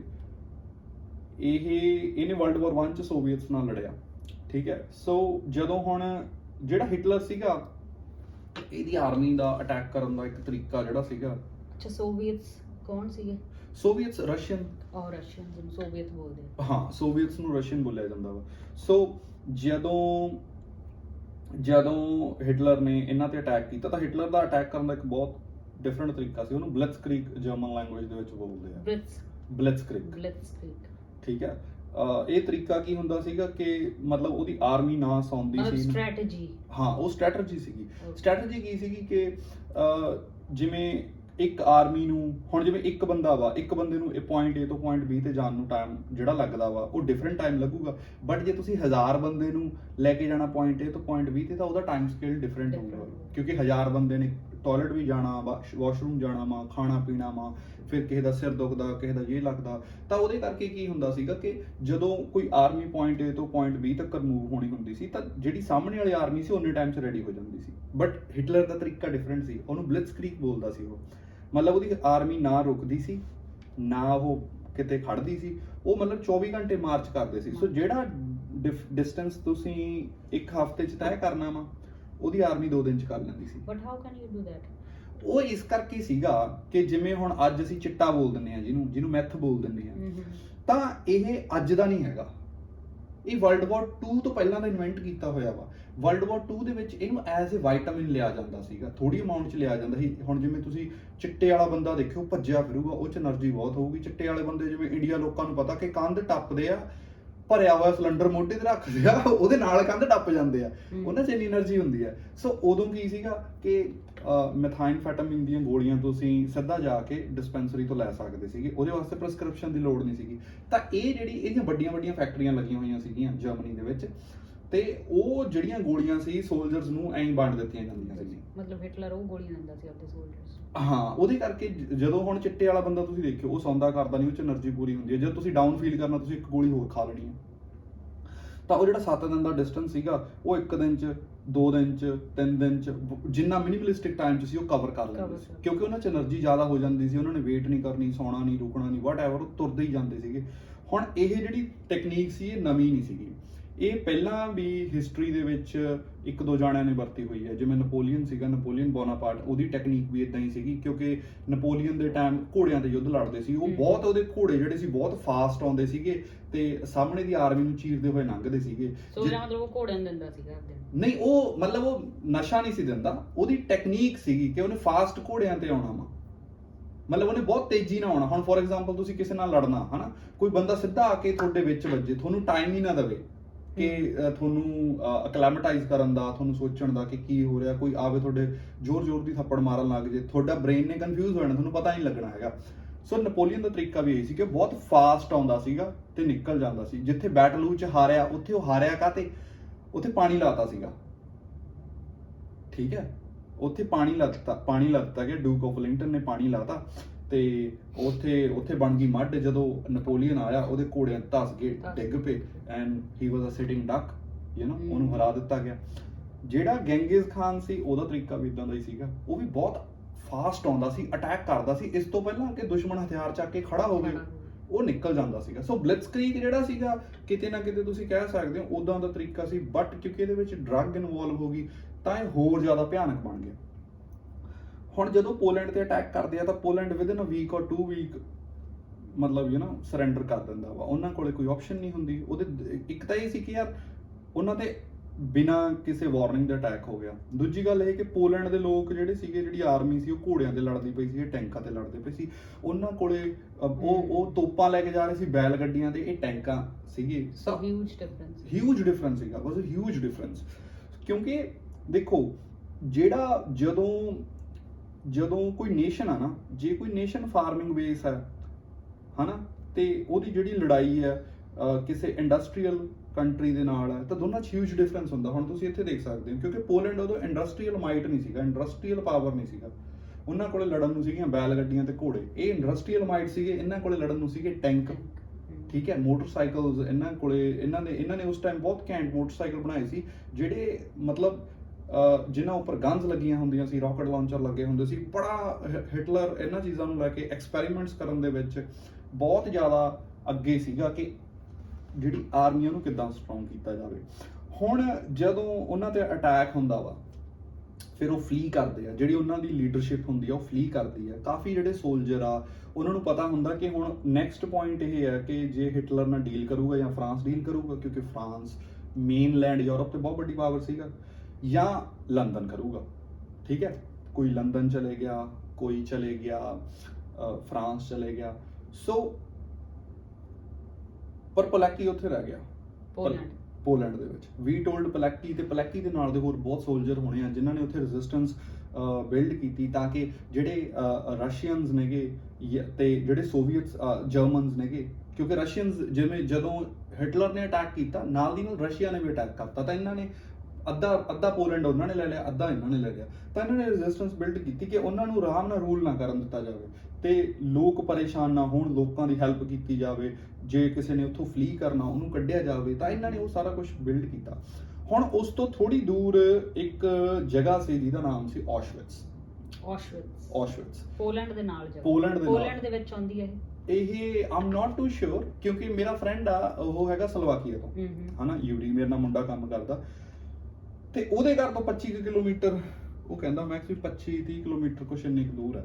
ਓਕੇ, ਮਤਲਬ ਅੱਜ ਵੀ ਹੈਗੀ ਹੈ। ਹਾਂ, ਅੱਜ ਵੀ ਉਹ ਜਗ੍ਹਾ ਹੈਗੀ ਹੈ, ਅੱਜ ਵੀ, ਕਿਉਂਕਿ ਇਹ ਕੈਂਪ ਬਣਾਇਆ ਗਿਆ ਸੀ, ਕੰਸੈਂਟਰੇਸ਼ਨ ਕੈਂਪ ਬਣਾਇਆ ਗਿਆ ਸੀਗਾ। ਇਹ ਜਿਹੜਾ ਕੈਂਪ ਪਹਿਲਾਂ ਬਣਾਇਆ ਗਿਆ ਸੀ ਇਹ ਪੋਲੈਂਡ ਦੇ ਸੋਲਜਰਸ ਵਾਸਤੇ ਬਣਾਇਆ ਗਿਆ ਸੀ ਕਿ ਪੋਲੈਂਡ ਦੇ ਜਿੰਨੇ ਸੋਲਜਰਸ ਨੇਗੇ ਵੀ ਉਹਨਾਂ ਨੂੰ ਉੱਥੇ ਸਿੱਟਿਆ ਜਾਵੇ, ਉੱਥੇ ਉਹਨਾਂ ਨੂੰ ਟੌਰਚਰ ਕੀਤਾ ਜਾਵੇ, ਉਹਨਾਂ ਦੀ ਵਿਲ ਕਿਹਨੇ ਬਣਾਇਆ ਸੀ ਇਹ ਨਾਜ਼ੀਜ਼ ਨੇ ਬਣਾਇਆ ਸੀਗਾ। ਜਰਮਨ ਜਿਹੜੀ ਜਰਮਨ ਆਰਮੀ ਸੀਗੀ ਇਹਨਾਂ ਨੇ ਬਣਾਇਆ ਸੀ, ਕਿਉਂਕਿ ਉਹਨਾਂ ਵਾਸਤੇ ਇਹਨਾਂ ਨੇ ਡੀਲ ਕਰਨਾ ਬਹੁਤ ਔਖਾ ਸੀਗਾ। ਜਿਹੜੀ ਇਹਨਾਂ ਦੀ ਪੋਲੈਂਡ ਦੀ ਜਿਹੜੀ ਇੱਕ ਤੁਸੀਂ ਕਹਿ ਸਕਦੇ ਹੋ ਫਰੀडम ਫਾਈਟਰ ਨੇ ਇੱਕ ਪੁਲਿਸ ਕਾਈਂਡ ਆਫ ਸਿਸਟਮ ਕਰ ਲਿਆ ਸੀਗਾ ਜਿਹਦੇ ਵਿੱਚ ਬਹੁਤ ਆਰਗੇਨਾਈਜ਼ ਸੀਗੇ। ਤਾਂ ਉਹਨਾਂ ਨੂੰ ਆਇਆ ਸੀ ਕਿ ਜੇ ਅਸੀਂ ਪੋਲੈਂਡ ਤੇ ਟੇਕ ਓਵਰ ਕਰਨਾ ਤਾਂ ਸਾਨੂੰ ਆਹ ਸਿਸਟਮ ਨੂੰ ਤੋੜਨਾ ਵਾ, ਠੀਕ ਹੈ। ਹੁਣ ਹੋਰ ਕੀ ਹੋ ਰਿਹਾ ਸੀਗਾ ਕਿ ਇੱਕ ਤਾਂ ਬਣਾਇਆ ਗਿਆ ਸੀ ਇਹ ਪੋਲਿਸ਼ ਸੋਲਜਰਾਂ ਵਾਸਤੇ, ਬਟ ਨਾਲ ਦੀ ਨਾਲ ਜਿਹੜਾ ਹਿਟਲਰ ਦਾ ਪ੍ਰੋਪੇਗੈਂਡਾ ਜੂਸ ਦੇ ਅਗੇਂਸਟ ਸੀਗਾ, ਤਾਂ ਉੱਥੇ ਐ ਹੋ ਰਿਹਾ ਸੀ ਵੀ ਡੇਲੀ ਲੱਖ ਜੂਸ ਜਿਹੜੇ ਸੀ, ਯਹੂਦੀ ਜਿਨ੍ਹਾਂ ਨੂੰ ਆਪਾਂ ਕਹਿ ਦਿੰਦੇ ਆ ਪੰਜਾਬੀ 'ਚ, ਯਹੂਦੀਆਂ ਨੂੰ ਉੱਥੇ ਲੈ ਕੇ ਆਇਆ ਜਾ ਰਿਹਾ ਸੀਗਾ। ਯਹੂਦੀਆਂ ਨੂੰ ਉਹ ਕਨਸੈਂਟਰੇਸ਼ਨ ਕੈਂਪ 'ਚ ਲੈ ਕੇ ਆਇਆ ਜਾ ਰਿਹਾ ਸੀ। ਹੁਣ ਉਹ ਕਿਉਂਕਿ ਪਹਿਲਾਂ ਜਿਹੜਾ ਸੀਗਾ ਸਾਡਾ ਮੀਡੀਆ ਇੰਨਾ ਸਟਰੋਂਗ ਨਹੀਂ ਸੀ ਹੁੰਦਾ, ਫੋਨ ਨਹੀਂ ਸੀ ਹੁੰਦੇ, ਇੰਟਰਨੈਟ ਨਹੀਂ ਸੀ ਹੁੰਦਾ, ਤਾਂ ਜਿਹੜੀ ਇਨਫੋਰਮੇਸ਼ਨ ਸੀ ਉਹ ਬਹੁਤ ਹੌਲੀ ਹੌਲੀ ਟਰੈਵਲ ਕਰਦੀ ਸੀ। ਹੁਣ ਕਿਉਂਕਿ ਪਲੈਕੀ ਹੋਣੀ ਕੋਲੇ ਸੀਗੇ ਤਾਂ ਪਲੈਕੀ ਉਹਨਾਂ ਨੂੰ ਪਤਾ ਲੱਗਿਆ ਕਿ ਔਸ਼ਵਿਟਸ ਵਿੱਚ ਹੋ ਕੀ ਰਿਹਾ ਵਾ, ਔਸ਼ਵਿਟਸ ਦੀਆਂ ਟ੍ਰੈਜਡੀਜ਼। ਤਾਂ ਪਲੈਕੀ ਨੇ ਆਪਣੇ ਸੁਪੀਰੀਅਰਸ ਨੂੰ ਰਿਪੋਰਟ ਕੀਤਾ ਕਿ ਭਾਈ ਔਸ਼ਵਿਟਸ ਵਿੱਚ ਆਹ ਕੁਝ ਹੋ ਰਿਹਾ ਵਾ। ਹੁਣ ਉਸ ਟਾਈਮ ਲੋਕ ਮੰਨ ਨਹੀਂ ਸੀ ਰਹੇ ਕਿ ਔਸ਼ਵਿਟਸ ਦੀਆਂ ਟ੍ਰੈਜਡੀਆਂ ਰੀਅਲ ਹੋਣਗੀਆਂ ਕਿ ਨਹੀਂ, ਕਿਉਂਕਿ ਵਾਰਸ ਬਹੁਤ ਹੋਈਆਂ ਵਾ ਬਟ ਕ੍ਰਾਈਮ ਅਗੇਂਸਟ ਹਿਊਮੈਨਿਟੀ ਕਿਸੇ ਨੇ ਨਹੀਂ ਕੀਤਾ। ਉਹਨਾਂ ਨੂੰ ਲੱਗਿਆ ਨਹੀਂ ਸੀ ਕਿ ਜਿਹੜੇ ਨਾਜ਼ੀਜ਼ ਸੀਗੇ ਜਾਂ ਹਿਟਲਰ ਸੀਗਾ ਇੰਨਾ ਕਰੂਅਲ ਹੋ ਸਕਦਾ ਕਿ ਉਹ ਜੂਜ਼ ਨਾ ਜਾਂ ਪੋਲਿਸ਼ ਸੋਲਜਰਸ ਨਾ ਇਦਾਂ ਦਾ ਕੁਝ ਕਰੂਗਾ। ਹੁਣ ਉਹ ਵੋਲੰਟੀਅਰ ਕਰਦਾ, ਕਹਿੰਦਾ ਵੀ ਮੈਂ ਔਸ਼ਵਿਟਸ ਵਿੱਚ ਜਾਣਾ ਚਾਹੁੰਦਾ, ਇਨਫਿਲਟਰੇਟ ਕਰਨਾ ਚਾਹੁੰਦਾ, ਉੱਥੋਂ ਮੈਂ ਇਨਫੋਰਮੇਸ਼ਨ ਲੈ ਕੇ ਆਉਣਾ ਚਾਹੁੰਦਾ ਵਾ। ਉਹਦੇ ਪਹਿਲਾਂ ਤਾਂ ਸੁਪੀਰੀਅਰਸ ਨੇ ਮਨਾ ਕਰਤਾ ਬਟ ਉਹਨੇ ਜਿੱਦ ਫੜੀ ਹੋਈ ਸੀਗੀ। ਅੱਛਾ, ਇਹ ਪਲੈਕੀ ਮਤਲਬ ਆਰਮੀ 'ਚ ਸੀਗਾ ਉਦੋਂ? ਹਾਂ, ਪੋਲੈਂਡ ਦੀ ਆਰਮੀ ਦੀ ਗੱਲ ਚੱਲਦੀ ਪਈ ਹੈ। ਹਾਂ, ਪੋਲੈਂਡ ਦੀ ਫਰੀडम ਫਾਈਟਰਸ ਦੀ ਰੈਜ਼ਿਸਟੈਂਸ ਜਿਹੜੀ ਆਰਮੀ ਦੇ ਜਰਮਨ ਆਰਮੀ ਦੇ ਖਿਲਾਫ ਲੜ ਰਹੀ ਸੀ, ਰਸ਼ੀਅਨ ਆਰਮੀ ਦੇ ਖਿਲਾਫ ਲੜ ਰਹੀ ਸੀ, ਇਹ ਉਹਦਾ ਬਹੁਤ ਇੰਪੋਰਟੈਂਟ ਪਾਰਟ ਸੀ ਪਲੈਕੀ, ਕਿਉਂਕਿ ਵਰਲਡ ਵਾਰ 1 ਦਾ ਡੈਕੋਰੇਟਡ ਆਫੀਸਰ ਸੀਗਾ। ਇਹ ਜਦੋਂ ਵਰਲਡ ਵਾਰ 2 ਸਟਾਰਟ ਹੁੰਦੀ ਆ, ਇਹ ਤਾਂ ਮਤਲਬ ਆਪਦੇ ਕਿਸੇ ਲੇਕ ਹਾਊਸ ਤੇ ਕਿਸੇ ਫਾਰਮ ਹਾਊਸ ਤੇ ਬੜੀ ਆਰਾਮ ਦੀ ਜ਼ਿੰਦਗੀ ਜੀ ਰਿਹਾ ਸੀ। ਫਿਰ ਜਦੋਂ ਵਰਲਡ ਵਾਰ 2 ਸਟਾਰਟ ਹੁੰਦੀ ਹੈ ਤਾਂ ਇਹ ਵੋਲੰਟੀਅਰ ਕਰਦਾ ਆਉਣ ਨੂੰ, ਨਹੀਂ ਤਾਂ ਉਹ ਤਾਂ ਬਹੁਤ ਇੱਕ ਸਾਈਡ ਤੇ ਜੰਗ ਤੋਂ ਦੂਰ ਇੱਕ ਬੜੀ ਵਧੀਆ ਜ਼ਿੰਦਗੀ ਜੀ ਰਿਹਾ ਹੁੰਦਾ ਵਾ, ਕਿਉਂਕਿ ਉਹਨੂੰ ਐਕਸਪੀਰੀਅੰਸ ਸੀਗਾ ਆ ਸਾਰਾ ਕੁਝ ਕਰਨ ਦਾ ਕਿ ਸਪਲਾਈ ਚੇਨ ਕਿੱਦਾਂ ਸੈੱਟ ਕਰੀਦੀ ਆ, ਇਨਫੋਰਮੇਸ਼ਨ ਕਿੱਦਾਂ ਕੱਢੀ ਦੀ ਹੈ, ਠੀਕ ਹੈ, ਟ੍ਰੇਨ ਕਿੱਦਾਂ ਕਰੀਦਾ ਵਾ, ਉਹ ਆਰਮੀ 'ਚ ਰਹਿ ਚੁੱਕਿਆ ਸੀ। ਕਿਉਂਕਿ ਹਾਂ ਆਰਮੀ 'ਚ ਰਹਿ ਚੁੱਕਿਆ ਸੀ, ਡੈਕੋਰੇਟਡ ਆਫੀਸਰ ਸੀਗਾ। ਫਿਰ ਜਦੋਂ ਸੁਪੀਰੀਅਰਸ ਨੂੰ ਪੁਸ਼ ਕਰਦਾ ਬਾਰ-ਬਾਰ ਤਾਂ ਉਹਨੂੰ ਅਲਾਉ ਕਰਦੇ ਆ ਕਿ ਤੂੰ ਔਸ਼ਵਿਟਸ ਵਿੱਚ ਜਾ। ਉਹ ਔਸ਼ਵਿਟਸ ਵਿੱਚ ਜਾਂਦਾ ਵਾ। ਹੁਣ ਔਸ਼ਵਿਟਸ ਵਿੱਚ ਕੀ ਸੀਗਾ ਕਿ ਔਸ਼ਵਿਟਸ ਇੱਕ ਕਨਸੈਂਟਰੇਸ਼ਨ ਕੈਂਪ ਸੀ ਜਿਹੜਾ ਕਿ ਸਿਰਫ ਮਾਰਨ ਵਾਸਤੇ ਬਣਾਇਆ ਗਿਆ ਸੀਗਾ। ਹੁਣ ਜਦੋਂ ਤੁਸੀਂ ਵਰਲਡ ਵਾਰ 2 ਤੇ ਕੋਈ ਫਿਲਮ ਦੇਖੋ ਹਾਲੀਵੁੱਡ ਦੀ, ਤਾਂ ਉਹਦੇ ਵਿੱਚ ਕੀ ਹੁੰਦਾ, ਯਹੂਦੀਆਂ ਨੂੰ ਫੜ ਕੇ ਮਾਰਿਆ ਜਾਂਦਾ ਹਾਂ। ਹੁਣ ਹੁੰਦਾ ਕੀ ਸੀਗਾ ਕਿ ਯਹੂਦੀ ਫੜੇ ਜਾਂਦੇ ਸੀਗੇ ਹਨਾ, ਉਹਨਾਂ ਨੂੰ ਕਿਹਾ ਜਾਂਦਾ ਸੀ ਕਿ ਇੱਕ ਟੋਆ ਪੱਟੋ, ਖੱਡਾ ਪੱਟੋ ਵੱਡਾ ਸਾਰਾ, ਫਿਰ ਉਹਨਾਂ ਨੂੰ ਸ਼ੂਟ ਕਰ ਦਿੱਤਾ ਜਾਂਦਾ ਸੀਗਾ, ਠੀਕ ਹੈ। ਫਿਰ ਸਾਰਿਆਂ ਨੂੰ ਉਸੇ ਟੋਏ 'ਚ ਸੱਟ ਕੇ ਉਹ ਟੋਆ ਭਰ ਦਿੱਤਾ ਜਾਂਦਾ ਸੀ। ਹਿਟਲਰ ਦੀ ਜਿਹੜੀ SS ਗਾਰਡ ਸੀਗਾ, ਜਿਹੜੇ ਨਾਜ਼ੀ ਸੀ, ਇਦਾਂ ਯਹੂਦੀਆਂ ਨੂੰ ਮਾਰ ਰਹੇ ਸੀਗੇ। ਬਟ ਇਹਦੇ ਨਾਲ ਇੱਕ ਪ੍ਰੋਬਲਮ ਆ ਰਹੀ ਸੀ। ਉਹ ਪ੍ਰੋਬਲਮ ਕੀ ਆ ਰਹੀ ਸੀ ਕਿ ਜੇ ਤੁਸੀਂ ਦਿਨ 'ਚ 10,000 ਬੰਦਾ ਮਾਰਨਾ ਤਾਂ ਤੁਸੀਂ 10,000 ਸੋਲਜਰ ਨਹੀਂ ਲਿਆਉਂਗੇ ਉਹਨਾਂ ਨੂੰ ਮਾਰਨ ਲਈ। ਕਿਉਂਕਿ ਉਹਨਾਂ ਨੂੰ ਮਾਰਦੇ ਸੀਗੇ ਕੋਈ 100 ਬੰਦਾ, ਕੋਈ 1000 ਬੰਦਾ, ਕਿਉਂਕਿ ਉਦੋਂ ਆਟੋਮੈਟਿਕ ਗਨ ਆ ਚੁੱਕੀਆਂ ਸੀਗੀਆਂ, ਠੀਕ ਹੈ। ਇੱਕ ਬੰਦਾ 1000 ਬੰਦੇ ਨੂੰ, 10,000 ਬੰਦੇ ਨੂੰ ਬਹੁਤ ਈਜ਼ੀ ਸ਼ੂਟ ਕਰ ਦਿੰਦਾ ਸੀਗਾ। ਤਾਂ ਉਹਦੇ ਸੋਲਜਰਸ ਦਾ ਮੈਂਟਲ ਜਿਹੜਾ ਲੈਵਲ ਸੀ ਉਹ ਖਰਾਬ ਹੋ ਰਿਹਾ, ਕਿਉਂਕਿ ਯੰਗ ਸੋਲਜਰ ਬਹੁਤ ਸੀ ਉਸ ਟਾਈਮ ਨਾ, ਤਾਂ ਮੈਂਟਲ ਲੈਵਲ ਬਹੁਤ ਖਰਾਬ ਹੋ ਰਿਹਾ ਸੀਗਾ। ਦੂਜੀ ਗੱਲ ਇਹ ਸੀਗੀ ਕਿ ਜਿਹੜਾ ਹਿਟਲਰ ਸੀਗਾ ਉਹਦਾ ਮੰਨਣਾ ਇਹ ਸੀਗਾ ਕਿ ਜਿਵੇਂ ਜਿਹੜੀਆਂ ਬਾਕੀ ਕੰਟਰੀਆਂ ਸੀਗੀਆਂ ਉਹ 100% ਵਾਰ ਦੇ ਵਿੱਚ ਸੀਗੀਆਂ, ਔਰਤਾਂ ਵੀ ਕੰਮ ਕਰਦੀਆਂ ਸੀ, ਬੰਦੇ ਵੀ ਕੰਮ ਕਰਦੇ ਸੀਗੇ।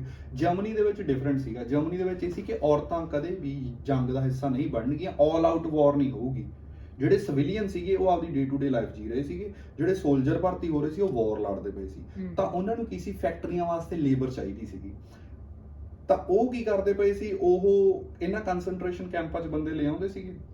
ਜਿਹੜਾ ਬੰਦਾ ਕੰਮ ਕਰਨ ਦੇ ਲਾਇਕ ਹੁੰਦਾ ਸੀਗਾ ਉਹਨੂੰ ਕੰਮ ਤੇ ਲਾ ਦਿੱਤਾ ਜਾਂਦਾ ਸੀਗਾ। ਜਿਹੜੇ ਬੁੜੇ ਹੁੰਦੇ ਸੀ, ਬਜ਼ੁਰਗ ਹੁੰਦੇ ਸੀ, ਜਨਾਨੀਆਂ ਹੁੰਦੀਆਂ ਸੀਗੀਆਂ, ਉਹਨਾਂ ਨੂੰ ਮਾਰ ਦਿੰਦੇ ਸੀ। ਤਾਂ ਇਹ ਔਸ਼ਵਿਟਸ ਦੇ ਵਿੱਚ ਇਹਨਾਂ ਨੇ ਗੈਸ ਚੇਂਬਰ ਬਣਾਏ। ਗੈਸ ਚੇਂਬਰ ਕੀ ਹੁੰਦਾ ਸੀ ਕਿ ਕਮਰਾ ਹੁੰਦਾ ਸੀਗਾ, ਉਹਦੇ 'ਚ ਬੰਦੇ ਭਰੀ ਜਾਂਦੇ ਸੀ, 100 1000 ਜਿੰਨਾ ਵੀ ਬੰਦਾ ਭਰਨਾ, ਤੇ ਉੱਥੇ ਗੈਸ ਛੱਡ ਦਿੱਤੀ ਜਾਂਦੀ ਸੀਗੀ। ਉਹਦੇ ਵਾਸਤੇ ਸਿਰਫ ਇੱਕ ਬੰਦਾ ਚਾਹੀਦਾ ਸੀ। ਉਹਦੇ ਵਿੱਚ ਕੀ ਸੀ ਕਿ ਇੱਕ ਬੰਦਾ ਦਿਨ ਦੇ ਵਿੱਚ ਲੱਖ ਬੰਦਾ ਮਾਰ ਦਿੰਦਾ ਸੀ। ਤੇ ਉਹ ਜੌਬ ਕਰਨ ਵਾਸਤੇ ਨਾਰਮਲ ਸੋਲਜਰ ਚੂਜ਼ ਨਹੀਂ ਸੀ ਕਰਦੇ, ਸਾਈਕੋਪੈਥ ਚੂਜ਼ ਕਰਦੇ ਸੀ, ਜਿਨ੍ਹਾਂ ਨੂੰ ਸ਼ੌਂਕ ਸੀ ਬੰਦੇ ਮਾਰਨ, ਜਿਨ੍ਹਾਂ ਦਾ ਮੈਂਟਲ ਲੈਵਲ ਉਦਾਂ ਦਾ ਹੋਇਆ ਸੀਗਾ। ਸੋ ਔਸ਼ਵਿਟਸ ਦੇ ਵਿੱਚ ਜਦੋਂ ਪਲੈਕੀ ਉੱਥੇ ਜਾਂਦਾ, ਪਲੈਕੀ ਉੱਥੇ ਜਾ ਕੇ ਇੱਕ ਸਿਸਟਮ ਬਿਲਡ ਕਰਦਾ, ਠੀਕ ਹੈ। ਇਨਫੋਰਮੇਸ਼ਨ ਬਾਹਰੋਂ ਅੰਦਰ ਕਿੱਦਾਂ ਲੈ ਕੇ ਆਉਣੀ ਆ, ਅੰਦਰੋਂ ਬਾਹਰ ਕਿੱਦਾਂ ਲੈ ਕੇ ਆਉਣੀ ਆ, ਉਹ ਸਾਰੀ ਇਨਫੋਰਮੇਸ਼ਨ ਪਾਸ ਆਊਟ ਕਰਦਾ ਵਾ। ਮਗਰ ਉੱਥੇ 2 ਸਾਲ ਰਹਿੰਦਾ ਵਾ, ਠੀਕ ਹੈ। 2 ਸਾਲਾਂ ਵਿੱਚ ਵੀ ਕੀ ਹੁੰਦਾ ਵਾ ਕਿ ਕੋਈ ਉਹਦੀ ਹੈਲਪ ਕਰਨ ਨੂੰ ਨਹੀਂ ਆਉਂਦਾ। ਉਹਨੂੰ ਪਤਾ ਲੱਗ ਜਾਂਦਾ ਕਿ ਯਾਰ ਆਹ ਜਿੰਨੀ ਇਨਫੋਰਮੇਸ਼ਨ ਮੈਂ ਪਾਸ ਡਾਊਨ ਕੀਤੀ ਆ ਵੀ ਸ਼ਾਇਦ ਸਹੀ ਜਗ੍ਹਾ ਕਿਤੇ ਜਾਣਗੇ। ਅੱਛਾ, ਪਲੈਕੀ ਉੱਥੇ ਕਿੱਦਾਂ ਐਂਟਰ ਕਰਦਾ? ਉਹ ਕਿਤੇ ਹੈਗਾ ਲਿਖਿਆ, ਮਤਲਬ ਯੂ نو ਉਹ ਤਾਂ ਬਹੁਤ ਬੰਦੇ ਦੀ ਤਰ੍ਹਾਂ ਜਾਂਦਾ ਜਾਂ ਨਹੀਂ, ਕਿੱਦਾਂ? ਉਹ ਜਿਵੇਂ ਫੜਿਆ ਜਾਂਦਾ ਨਾ, ਉਹ ਅੱਛਾ ਠੀਕ ਹੈ ਠੀਕ ਹੈ ਠੀਕ ਹੈ ਉਹ ਫੜਿਆ ਜਾਂਦਾ। ਐਦਾਂ ਨਹੀਂ ਹੈਗਾ ਕਿ ਉਹ ਇਨਫਿਲਟਰੇਟ ਐਦਾਂ ਕਰ ਜਾਂਦਾ, ਕਿਉਂਕਿ ਨਾਜ਼ੀਜ਼ ਪੂਰਾ ਔਸ਼ਵਿਟਸ ਦੇ ਵਿੱਚ ਕੀ ਸੀਗਾ ਨਾ, ਜਦੋਂ ਕੋਈ ਬੰਦਾ ਆਉਂਦਾ ਸੀ ਤਾਂ ਉਹਦੀ ਬਾਂਹ ਤੇ ਇੱਕ ਟੈਟੂ ਕਰ ਦਿੱਤਾ ਜਾਂਦਾ ਸੀ ਨੰਬਰ। ਸੋ ਤੁਸੀਂ ਉੱਥੇ ਇਨਫਿਲਟਰੇਟ ਨਹੀਂ ਸੀ ਕਰ ਸਕਦੇ, ਕਿਉਂਕਿ ਤੁਸੀਂ ਉਹਨੂੰ ਇਨਫਿਲਟਰੇਟ ਕਰੋਗੇ ਤਾਂ ਉਹਨਾਂ ਨੇ ਤੁਹਾਡਾ ਨੰਬਰ ਦੇਖ ਲੈਣਾ ਵਾ, ਤੁਹਾਡੀ ਬਾਂਹ ਦੇ ਨੰਬਰ ਦੇਖਣਗੇ। ਇਹ ਸਾਰੀਆਂ ਚੀਜ਼ਾਂ, ਇੱਕ ਬੁੱਕ ਹੈਗੀ ਹੈ ਟੈਟੂਇਸਟ ਆਫ ਔਸ਼ਵਿਟਸ, ਅੱਛਾ ਠੀਕ ਹੈ, ਉਹਦੇ ਵਿੱਚ ਵੀ ਉਹ ਨੋਵਲ ਆਈ ਥਿੰਕ ਉਹ ਬੰਦੇ ਤੇ ਲਿਖਿਆ ਗਿਆ ਵਾ ਜਿਹੜਾ ਟੈਟੂ ਵਗੈਰਾ ਕਰਦਾ ਹੁੰਦਾ ਸੀਗਾ।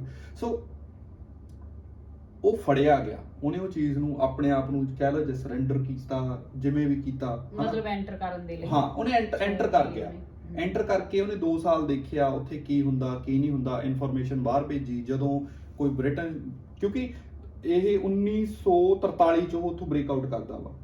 1943 ਤੱਕ ਜਿਹੜਾ ਜਰਮਨੀ ਸੀ ਹਰ ਜਗ੍ਹਾ ਤੇ ਜਿੱਤ ਰਿਹਾ ਸੀਗਾ, ਕਿਤੇ ਹਾਰ ਨਹੀਂ ਸੀ ਰਿਹਾ। ਇਸ ਕਰਕੇ ਕੋਈ ਸੋਲਜਰ ਅੰਦਰ ਨਹੀਂ ਸੀ ਆ ਰਿਹਾ, ਕਿਉਂਕਿ ਉਦੋਂ ਇਨਫੋਰਮੇਸ਼ਨ ਬਹੁਤ ਸਲੋ ਟਰੈਵਲ ਕਰਦੀ ਸੀ, ਕਿਸੇ ਨੂੰ ਪਤਾ ਨਹੀਂ ਸੀ ਕੀ ਹੋ ਰਿਹਾ ਵਾ। World was a chaos at that time.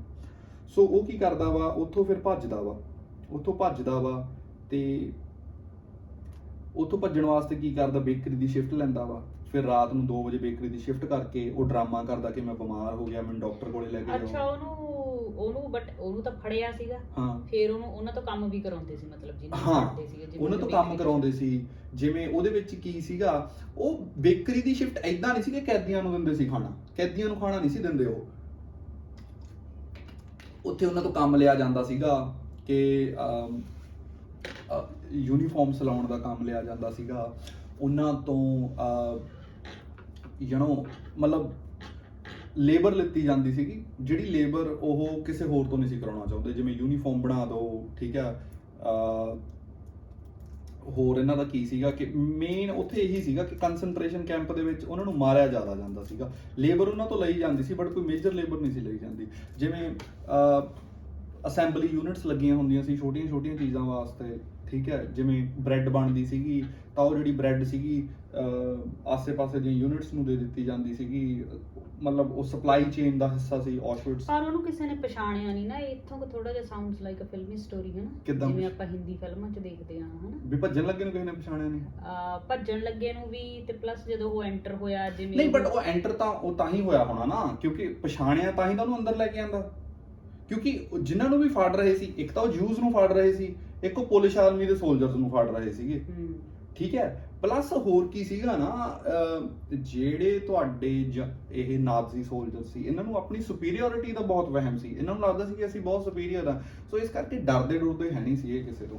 ਹੁਣ ਜਦੋਂ ਉਹ ਆਪਣੀ ਰਾਤ ਨੂੰ ਸ਼ਿਫਟ ਫਿਨਿਸ਼ ਕਰਦਾ ਵਾ, ਫਿਰ ਝੂਠ ਬੋਲਦਾ ਕਿ ਭਾਈ ਮੈਨੂੰ ਐਂ ਕਰਕੇ ਮੈਂ ਨਾਟ ਫੀਲਿੰਗ ਗੁੱਡ। ਫਿਰ ਉਹਨੂੰ ਡਾਕਟਰ ਕੋਲੇ ਲੈ ਕੇ ਜਾਂਦੇ ਆ। ਫਿਰ ਉਹ ਉੱਥੋਂ ਉਹਦੀ ਪਹਿਲਾਂ ਹੀ ਵਰਦੀ ਇੱਕ ਸਾਈਡ ਤੇ ਰੱਖੀ ਹੁੰਦੀ ਹੈ ਨਾਜ਼ੀਜ਼ ਵਾਲੀ, ਉਹ ਵਰਦੀ ਪਾਉਂਦਾ ਵਾ। ਫਿਰ ਉੱਥੋਂ ਬ੍ਰੇਕਆਊਟ ਕਰਦਾ, ਜਿਹੜੀ ਕੱਲੀ ਚੈੱਕ ਪੋਸਟ ਆ ਉਹ ਕਲੀਅਰ ਕਰਦਾ ਵਾ, ਠੀਕ ਹੈ। ਚੈੱਕ ਪੋਸਟ ਕਲੀਅਰ ਕਰਕੇ ਫਿਰ ਜਦੋਂ ਬਾਹਰ ਆਉਂਦਾ ਵਾ, ਠੀਕ ਹੈ, ਫਿਰ ਉਹ ਬਾਹਰ ਆ ਕੇ ਦੁਨੀਆ ਨੂੰ ਦੱਸਦਾ ਕਿ ਔਸ਼ਵਿਟਸ ਵਿੱਚ ਕੀ ਹੋ ਰਿਹਾ ਵਾ। ਪਹਿਲਾਂ ਉਹਨੂੰ ਕੋਈ ਨਹੀਂ ਮੰਨਦਾ, ਲੋਕ ਉਹਨੂੰ ਮੰਨਣ ਲੱਗਦੇ ਆ ਜਦੋਂ 1945 ਦੇ ਵਿੱਚ ਵਾਰ ਖਤਮ ਹੁੰਦੀ ਹੈ ਤੇ ਉਹ ਜਿਹੜੀ ਤੁਹਾਡੀ ਬਰਲਿਨ ਦੀ ਸੈਂਟਰਲ ਬੈਂਕ ਹੁੰਦੀ ਹੈ ਉਹਨੂੰ ਖੋਲਦੇ ਆ। ਜਿਵੇਂ ਹੁਣ ਆਪਾਂ ਨੂੰ 골ਡ ਦਾ ਸ਼ੌਂਕ ਆ, ਹਨਾ, ਯਹੂਦੀਆਂ ਨੂੰ ਵੀ 골ਡ ਦਾ ਬਹੁਤ ਸ਼ੌਂਕ ਹੁੰਦਾ ਵਾ। ਉਹ ਗਲੇ 'ਚ ਜਿਵੇਂ ਆਪਾਂ ਖੰਡਾ ਪਾ ਕੇ ਖੰਡੇ ਦਾ ਲੋਕਟ ਬਣਾ ਲੈਂਦੇ ਆ ਜਾਂ ਰਿੰਗ ਬਣਾ ਲੈਂਦੇ ਆ, ਉਹ ਸਟਾਰ ਆਫ ਡੇਵਿਡ ਪਾਉਂਦੇ ਆ। ਤਾਂ ਸਟਾਰ ਆਫ ਜਿਹੜਾ ਡੇਵਿਡ ਆ, ਉੱਥੇ ਬਹੁਤ ਲੱਖਾਂ ਦੀ ਮਾਤਰਾ 'ਚ ਸਟਾਰ ਆਫ ਡੇਵਿਡ ਪਏ ਹੁੰਦੇ ਆ। ਉਹ ਕਿੰਨਾ ਦੇ ਹੁੰਦੇ ਆ, ਕੋਈ ਮਾਰਤਾ ਉਹਦਾ ਸਟਾਰ ਆਫ ਡੇਵਿਡ ਲਾ ਦੋ। ਉੱਥੇ ਸੋਨੇ ਦੇ ਦੰਦ ਮਿਲਦੇ ਆ ਬਰਲਿਨ ਦੀ ਬੈਂਕ ਦੇ ਵਿੱਚ, ਠੀਕ ਹੈ। ਉੱਥੇ ਉਹਨਾਂ ਨੂੰ 골ਡ ਦੇ ਸਨ ਗਲਾਸਿਸ ਜਿਹੜੇ ਫਰੇਮ ਹੁੰਦੇ ਆ ਗਲਾਸਿਸ ਦੇ 골ਡ ਦੇ, ਉਹ ਮਿਲਦੇ ਆ। ਤਾਂ ਉਹ ਸਾਰਾ ਕੁਝ ਪਤਾ ਕਰਦੇ ਆ ਜਦੋਂ ਉਹ ਦੇਖਦੇ ਆ। ਫਿਰ ਜਦੋਂ ਉਹ ਔਸ਼ਵਿਟਸ ਵਿੱਚ ਜਾਂਦੇ ਆ, ਜਦੋਂ ਲਿਬਰੇਟ ਕਰਨ ਲੱਗਦੇ ਆ ਇੱਕ ਤੋਂ ਬਾਅਦ ਇੱਕ ਜਗ੍ਹਾ ਨੂੰ, ਤਾਂ ਔਸ਼ਵਿਟਸ ਵਿੱਚ ਜਾਂਦੇ ਆ। ਉੱਥੇ ਦੀਆਂ ਜਦੋਂ ਫੁਟੇਜ ਆਪਾਂ ਦੇਖਦੇ ਆ, ਲੋਕ ਪਤਲੇ ਹੋਏ ਪਏ ਹੁੰਦੇ ਆ। ਲੋਕ ਮਤਲਬ ਇੰਨੇ ਕੁ ਜ਼ਿਆਦਾ, ਹੁਣ ਵੀ ਤੁਸੀਂ ਜੇ ਗੂਗਲ ਕਰੋ ਔਸ਼ਵਿਟਸ ਦੀਆਂ ਵੀਡੀਓਜ਼ ਤਾਂ ਤੁਹਾਨੂੰ ਪਤਾ ਲੱਗੂਗਾ ਕਿ ਉਹਨਾਂ ਨੂੰ ਇੰਨਾ ਦਿਨ ਭੁੱਖੇ ਰੱਖੇ ਗਿਆ ਕਿ ਬੋਡੀ ਆਪਣੇ ਆਪ ਨੂੰ ਖਾਣ ਲੱਗ ਗਈ, ਠੀਕ ਹੈ। ਹੁਣ ਜਿਹੜਾ ਮੇਰਾ ਫਰੈਂਡ ਹੈ ਸਲੋਵਾਕੀਆ ਤੋਂ, ਯੂਰੀ, ਉਹਨੇ ਇਹ ਸਟੋਰੀ ਦੱਸੀ ਸੀ। ਉੱਥੇ ਇੱਕ ਫੋਟੋ ਕਹਿੰਦਾ ਵੀ ਜਦੋਂ ਅਸੀਂ ਗਏ ਤਾਂ ਉੱਥੇ ਇੱਕ ਫੋਟੋ ਸੀਗੀ। ਉਹ ਫੋਟੋ ਕਾਹਦੀ ਸੀਗੀ ਕਿ ਉਹ ਕੈਂਪ ਦੇ ਵਿੱਚ ਨਾ ਸ਼ੇਅਰਡ ਟਾਇਲਟ ਹੁੰਦੇ ਸੀਗੇ। ਹੁਣ ਟਾਇਲਟ ਜਿਹੜਾ ਪੋਟ ਹੁੰਦਾ ਉਹਦਾ ਕਿੰਨਾ ਖੋਲ ਹੁੰਦਾ, ਇੰਨਾ ਖੋਲ ਹੁੰਦਾ, ਰਾਈਟ। ਉਹ ਇੰਨੇ ਕ ਬੈਂਚ ਲੱਗਿਆ ਹੋਇਆ ਸੀ, ਉਹਨਾਂ ਨੇ ਉਹ ਚੀਜ਼ਾਂ ਜਾ ਕੇ ਦੇਖੀਆਂ, ਉਹ ਬੈਂਚ ਲੱਗਿਆ ਹੋਇਆ ਸੀ, ਉਹਦੇ 'ਚ ਇੰਨਾ ਖੋਲ ਸੀਗਾ, ਤਾਂ ਇੱਕ ਬੰਦਾ ਫੁੱਲੀ ਗਰੋਨ ਮੈਨ, ਠੀਕ ਹੈ, ਜਿਹਦੀ ਏਜ ਹੋਣੀ ਆ 30 35 ਸਾਲ 40 ਸਾਲ, ਕਿਉਂਕਿ ਉਹ ਸੁੱਕਾ ਇੰਨਾ ਹੋਇਆ ਸੀ, ਉਹਦੀ ਏਜ ਦੱਸਣੀ ਬਹੁਤ ਉਹ ਔਖੀ ਸੀਗੀ, ਬਟ ਤੁਸੀਂ ਦੱਸ ਸਕਦੇ ਹੋ ਕਿ ਐਟਲੀਸਟ 35 ਸਾਲ ਪਲੱਸ ਦਾ ਸੀਗਾ। ਉਹ ਬੰਦਾ ਜਦੋਂ ਉੱਥੇ ਟਾਇਲਟ ਕਰਨ ਨੂੰ ਬੈਠਦਾ ਵਾ ਤਾਂ ਉਹ ਵਿੱਚ ਡਿੱਗ ਪੈਂਦਾ ਵਾ, ਉਹ ਇੰਨਾ ਜ਼ਿਆਦਾ ਪਤਲਾ ਹੋ ਚੁੱਕਿਆ ਸੀਗਾ, ਕਿਉਂਕਿ ਜਦੋਂ ਤੁਹਾਡੀ ਬੋਡੀ ਬਹੁਤ ਲੌਂਗ ਟਾਈਮ ਵਾਸਤੇ ਭੁੱਖੀ ਰਹਿੰਦੀ ਹੈ, ਤੁਹਾਡੇ ਬੋਨ ਜਿਹੜੇ ਆ, ਬੋਨ ਡੈਂਸਿਟੀ ਘਟਣ ਲੱਗ ਜਾਂਦੀ ਹੈ, ਬੋਡੀ ਬੋਨਸ ਨੂੰ ਖੋਰਨ ਲੱਗ ਜਾਂਦੀ ਹੈ। ਫਿਰ ਇਹ ਜਦੋਂ ਸਾਰੀਆਂ ਉਹਨਾਂ ਨੂੰ ਇੰਨੇ ਗੰਦੇ ਲੈਵਲ ਤੇ ਟਾਰਚਰ ਕੀਤਾ ਗਿਆ ਸੀਗਾ। ਸੋ ਇਹ ਜਦੋਂ ਸਾਰਾ ਕੁਝ ਉਹ ਦੇਖਦੇ ਆ, ਫਿਰ ਉਹ ਪਲੈਕੀਜ਼ ਦੀ ਰਿਪੋਰਟ ਤੇ ਵਾਪਸ ਜਾਂਦੇ ਆ, ਫਿਰ ਲੋਕਾਂ ਨੂੰ ਪਤਾ ਲੱਗਦਾ ਵਾ ਕਿ ਆਸ਼ਵਿਟਜ਼ ਵਿੱਚ ਆਹ ਕੁਝ ਹੋ ਰਿਹਾ ਸੀਗਾ। ਅੱਛਾ, ਉਹ ਬਰਲਿਨ ਦੀ ਬੈਂਕ ਦੇ ਵਿੱਚ ਜਿਹੜਾ ਚੀਜ਼ਾਂ ਪਈਆਂ ਸੀ, ਉਹ ਉਹਨਾਂ ਨੇ ਲੁੱਟੀਆਂ ਹੋਈਆਂ ਪਈਆਂ ਸੀ, ਖੋ ਕੇ ਲੋਕਾਂ ਤੋਂ ਜਿਵੇਂ ਹੁਣ ਕਿਸੇ ਨੂੰ ਮਾਰਤਾ, ਰਾਈਟ, ਹੁਣ ਉਹਦੇ ਸੋਨੇ ਦੇ ਸਨ ਗਲਾਸਿਸ ਆ ਜਾਂ ਸੋਨੇ ਦੇ ਫਰੇਮ ਆ ਗਲਾਸਿਸ ਦਾ, ਉਹ ਲੈ ਲਿਆ, ਜਾਂ ਕੋਈ ਨੈਕਲੇਸ, ਦੰਦ ਲੈ ਲਏ, ਜੋ ਸੋਨੇ ਦਾ ਸੀ ਉਹ ਖੋਈ ਜਾਂਦੇ ਸੀਗੇ। ਉਹ ਸੋਲਜਰਸ ਨੂੰ ਬ੍ਰੇਨ ਵਾਸ਼ ਇਦਾਂ ਕੀਤਾ ਗਿਆ ਸੀ ਕਿ ਇਹ ਸਾਰਾ ਸੋਨਾ ਜਿਹੜਾ ਹੈਗਾ ਤੁਸੀਂ ਜਰਮਨ ਦੀ ਗਵਰਨਮੈਂਟ ਨੂੰ ਦਿਓ ਤਾਂ ਕਿ ਅਸੀਂ ਵਾਰ ਜਿੱਤ ਸਕੀਏ। ਤਾਂ ਲੋਕ ਉਹ ਜਮਾ ਕਰਵਾਉਂਦੇ ਸੀ, ਉੱਥੋਂ ਪਤਾ ਲੱਗਿਆ ਐਕਚੁਅਲ ਦੇ ਵਿੱਚ ਇਹਨਾਂ ਨੇ ਕਿੰਨੇ ਬੰਦੇ ਮਾਰੇ ਆ, ਠੀਕ ਹੈ, ਜਿਹੜਾ ਇਹਨਾਂ ਦਾ ਸਮਾਨ ਇਕੱਠਾ ਕੀਤਾ ਹੋਇਆ ਸੀ। ਸੋ ਦੁਨੀਆ ਨੂੰ ਸਭ ਤੋਂ ਪਹਿਲਾਂ ਦੱਸਣ ਵਾਲਾ ਬੰਦਾ ਕਿ ਆਸ਼ਵਿਟਜ਼ ਵਿੱਚ ਕੀ ਹੋ ਰਿਹਾ, ਉਹ ਪਲੈਕੀ ਸੀ। ਹੁਣ ਆਪਾਂ ਪਲੈਕੀ ਦੀ ਸਟੋਰੀ ਅੱਜ ਤਾਂ ਡਿਸਕਸ ਕਰ ਰਹੇ ਹਾਂ, ਜਿਵੇਂ ਦੇਖ ਅੱਜ ਆਪਾਂ ਪਰਥ ਦੇ ਵਿੱਚ ਹੈ, ਰਾਈਟ। ਹੁਣ ਪਰਥ ਦੇ ਵਿੱਚ ਤੁਸੀਂ ਦੁਨੀਆ ਦੇ ਇੱਕ ਕੋਨੇ ਤੋਂ ਉੱਠਦੇ ਹੋ, ਪਰਥ ਚ ਆਉਂਦੇ ਹੋ, ਤੁਸੀਂ ਕੰਮ ਕਰ ਸਕਦੇ ਹੋ, ਰਾਈਟ।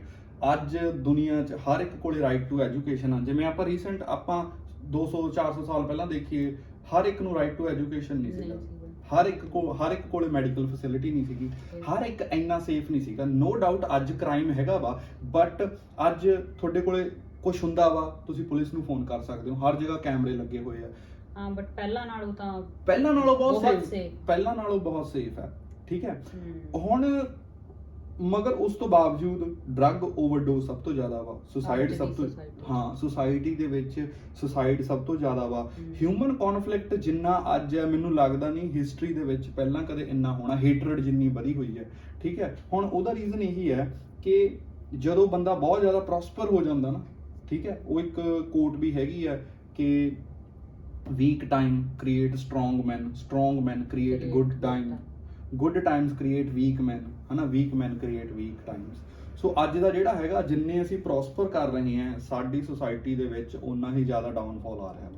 ਦੇਖੋ, ਜੇ ਆਪਾਂ ਗ੍ਰੈਂਡ ਸਕੇਲ ਦੀ ਗੱਲ ਕਰੀਏ ਨਾ, ਕਿ ਅਸੀਂ ਜਿਹੜਾ ਯੂਨੀਵਰਸ ਹੈ ਉਹ 90 ਬਿਲੀਅਨ ਲਾਈਟ ਈਅਰ ਐਡਾ ਵੱਡਾ ਯੂਨੀਵਰਸ ਹੈ, ਉਹਦੇ ਵਿੱਚ ਤੂੰ ਮੈਂ ਅਸੀਂ ਇੱਕ ਜਿਹੜਾ ਬੀਚ ਦੇ ਕੰਢੇ ਤੇ ਸੈਂਡ ਪਰ ਉਹ ਤੋਂ ਵੀ ਛੋਟੇ ਆ, ਯੂਨੀਵਰਸਲ ਸਕੇਲ ਤੇ। ਸੋ ਸਾਡੀ ਲਾਈਫ 'ਚ ਕੀ ਹੋ ਰਿਹਾ ਵਾ, ਉਹਦਾ ਗ੍ਰੈਂਡ ਡਿਜ਼ਾਈਨ ਨੂੰ ਫਰਕ ਨਹੀਂ ਪੈ ਰਿਹਾ, ਬਟ ਸਾਨੂੰ ਇਹ ਲੱਗਦਾ ਕਿ ਸਾਡਾ ਜਿਹੜਾ ਸਾਰਾ ਯੂਨੀਵਰਸ ਹੈ ਸਾਡੇ ਆਲੇ ਦੁਆਲੇ ਘੁੰਮ ਰਿਹਾ, ਦੁਨੀਆ ਦੀਆਂ ਸਾਰੀਆਂ ਪ੍ਰੋਬਲਮਸ ਸਾਡੇ ਕੋਲ ਹੀ ਹੈ। ਹੁਣ ਆਪਣੀ ਲਾਈਫ ਕਿੰਨੀ ਵੀ ਔਖੀ ਹੋ ਸਕਦੀ ਹੈ, ਆਪਣੀ ਲਾਈਫ ਪਲੈਕੀ ਜਿੰਨੀ ਔਖੀ, ਕਿਉਂਕਿ ਐ ਨਹੀਂ ਸੀ ਕਿ ਆਸ਼ਵਿਟਜ਼ ਤੋਂ ਬਾਅਦ ਉਹ ਇੱਕ ਬਹੁਤ, ਮਤਲਬ no doubt he was a hero before, ਉਹ ਬਾਅਦ ਦੇ ਵਿੱਚ ਵੀ ਹੀਰੋ ਰਿਹਾ, ਪਰ ਜਦੋਂ ਵਰਲਡ ਵਾਰ 2 ਖਤਮ ਹੁੰਦੀ ਹੈ, ਤਾਂ ਜਿਵੇਂ ਅੱਜ ਰਸ਼ੀਆ ਯੂਕਰੇਨ ਦੀ ਲੜਾਈ ਲੱਗੀ ਹੋਈ ਹੈ, ਹਨਾ, ਰਸ਼ੀਆ ਯੂਕਰੇਨ ਦੇ ਵਿੱਚ ਜਿਹੜੀ ਪਹਿਲਾਂ ਗਵਰਨਮੈਂਟ ਸੀਗੀ ਉਹ ਰਸ਼ੀਆ ਨੇ ਸੈੱਟ ਕੀਤੀ ਸੀਗੀ, ਹੁਣ ਵਾਲੀ ਜਿਹੜੀ ਗਵਰਨਮੈਂਟ ਆ ਇਹ ਵੈਸਟਰਨ ਕੰਟਰੀਜ਼ ਨੇ ਸੈੱਟ ਕੀਤੀ ਹੈ। ਮੇਨ ਲੜਾਈ ਦਾ ਕਾਰਨ ਇਹ ਹੈ।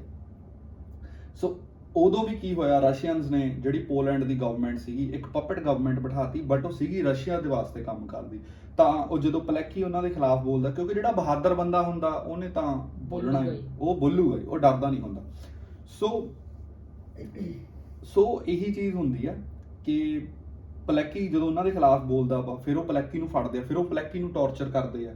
ਤਾਂ ਉਹਦੀ ਲਾਸਟ ਸਟੇਟਮੈਂਟ ਇਹ ਸੀਗੀ ਕਿ ਜੋ ਜਰਮਨੀ ਨੇ ਪੋਲੈਂਡ ਵਿੱਚ ਕੀਤਾ ਉਹ ਕੁਝ ਵੀ ਨਹੀਂ ਸੀਗਾ ਜਿਹੜਾ ਅੱਜ ਰਸ਼ੀਆ ਪੋਲੈਂਡ ਦੇ ਵਿੱਚ ਕਰ ਰਿਹਾ। ਇਹ ਉਹਦੀ ਆਖਰੀ ਸਟੇਟਮੈਂਟ ਸੀਗੀ, ਠੀਕ ਹੈ। ਸੋ ਤੁਹਾਡੀ ਲਾਈਫ ਜਿੰਨੀ ਮਰਜ਼ੀ ਔਖੀ ਹੋਵੇ, ਪਲੈਕੀ ਜਿੰਨੀ ਔਖੀ ਨਹੀਂ ਹੋਣੀ। ਉਹ ਇਹ ਸਟੇਟਮੈਂਟ ਉਹਨੇ ਕਿਉਂ ਦਿੱਤੀ? ਉਹਨੂੰ ਦੇਖ ਕੇ, ਕਿਉਂਕਿ ਰਸ਼ੀਅਨਸ ਕਿਦਾਂ ਦਾ ਟ੍ਰੀਟਮੈਂਟ ਕਰ ਰਹੇ ਸੀ ਪੋਲੈਂਡ ਦੇ ਵਿੱਚ ਨਾ, ਕਿਉਂਕਿ ਬੇਸਿਕਲੀ ਉਸ ਟਾਈਮ ਕੀ ਸੀਗਾ, ਉਸ ਟਾਈਮ ਹਿਊਮਨ ਰਾਈਟ ਕੁਝ ਨਹੀਂ ਸੀ। ਤੁਸੀਂ ਸਰਕਾਰ ਦੇ ਖਿਲਾਫ ਬੋਲਦੇ ਸੀ, ਸਰਕਾਰ ਆਉਂਦੀ ਸੀ ਚੱਕ ਕੇ ਲੈ ਜਾਂਦੀ ਸੀ।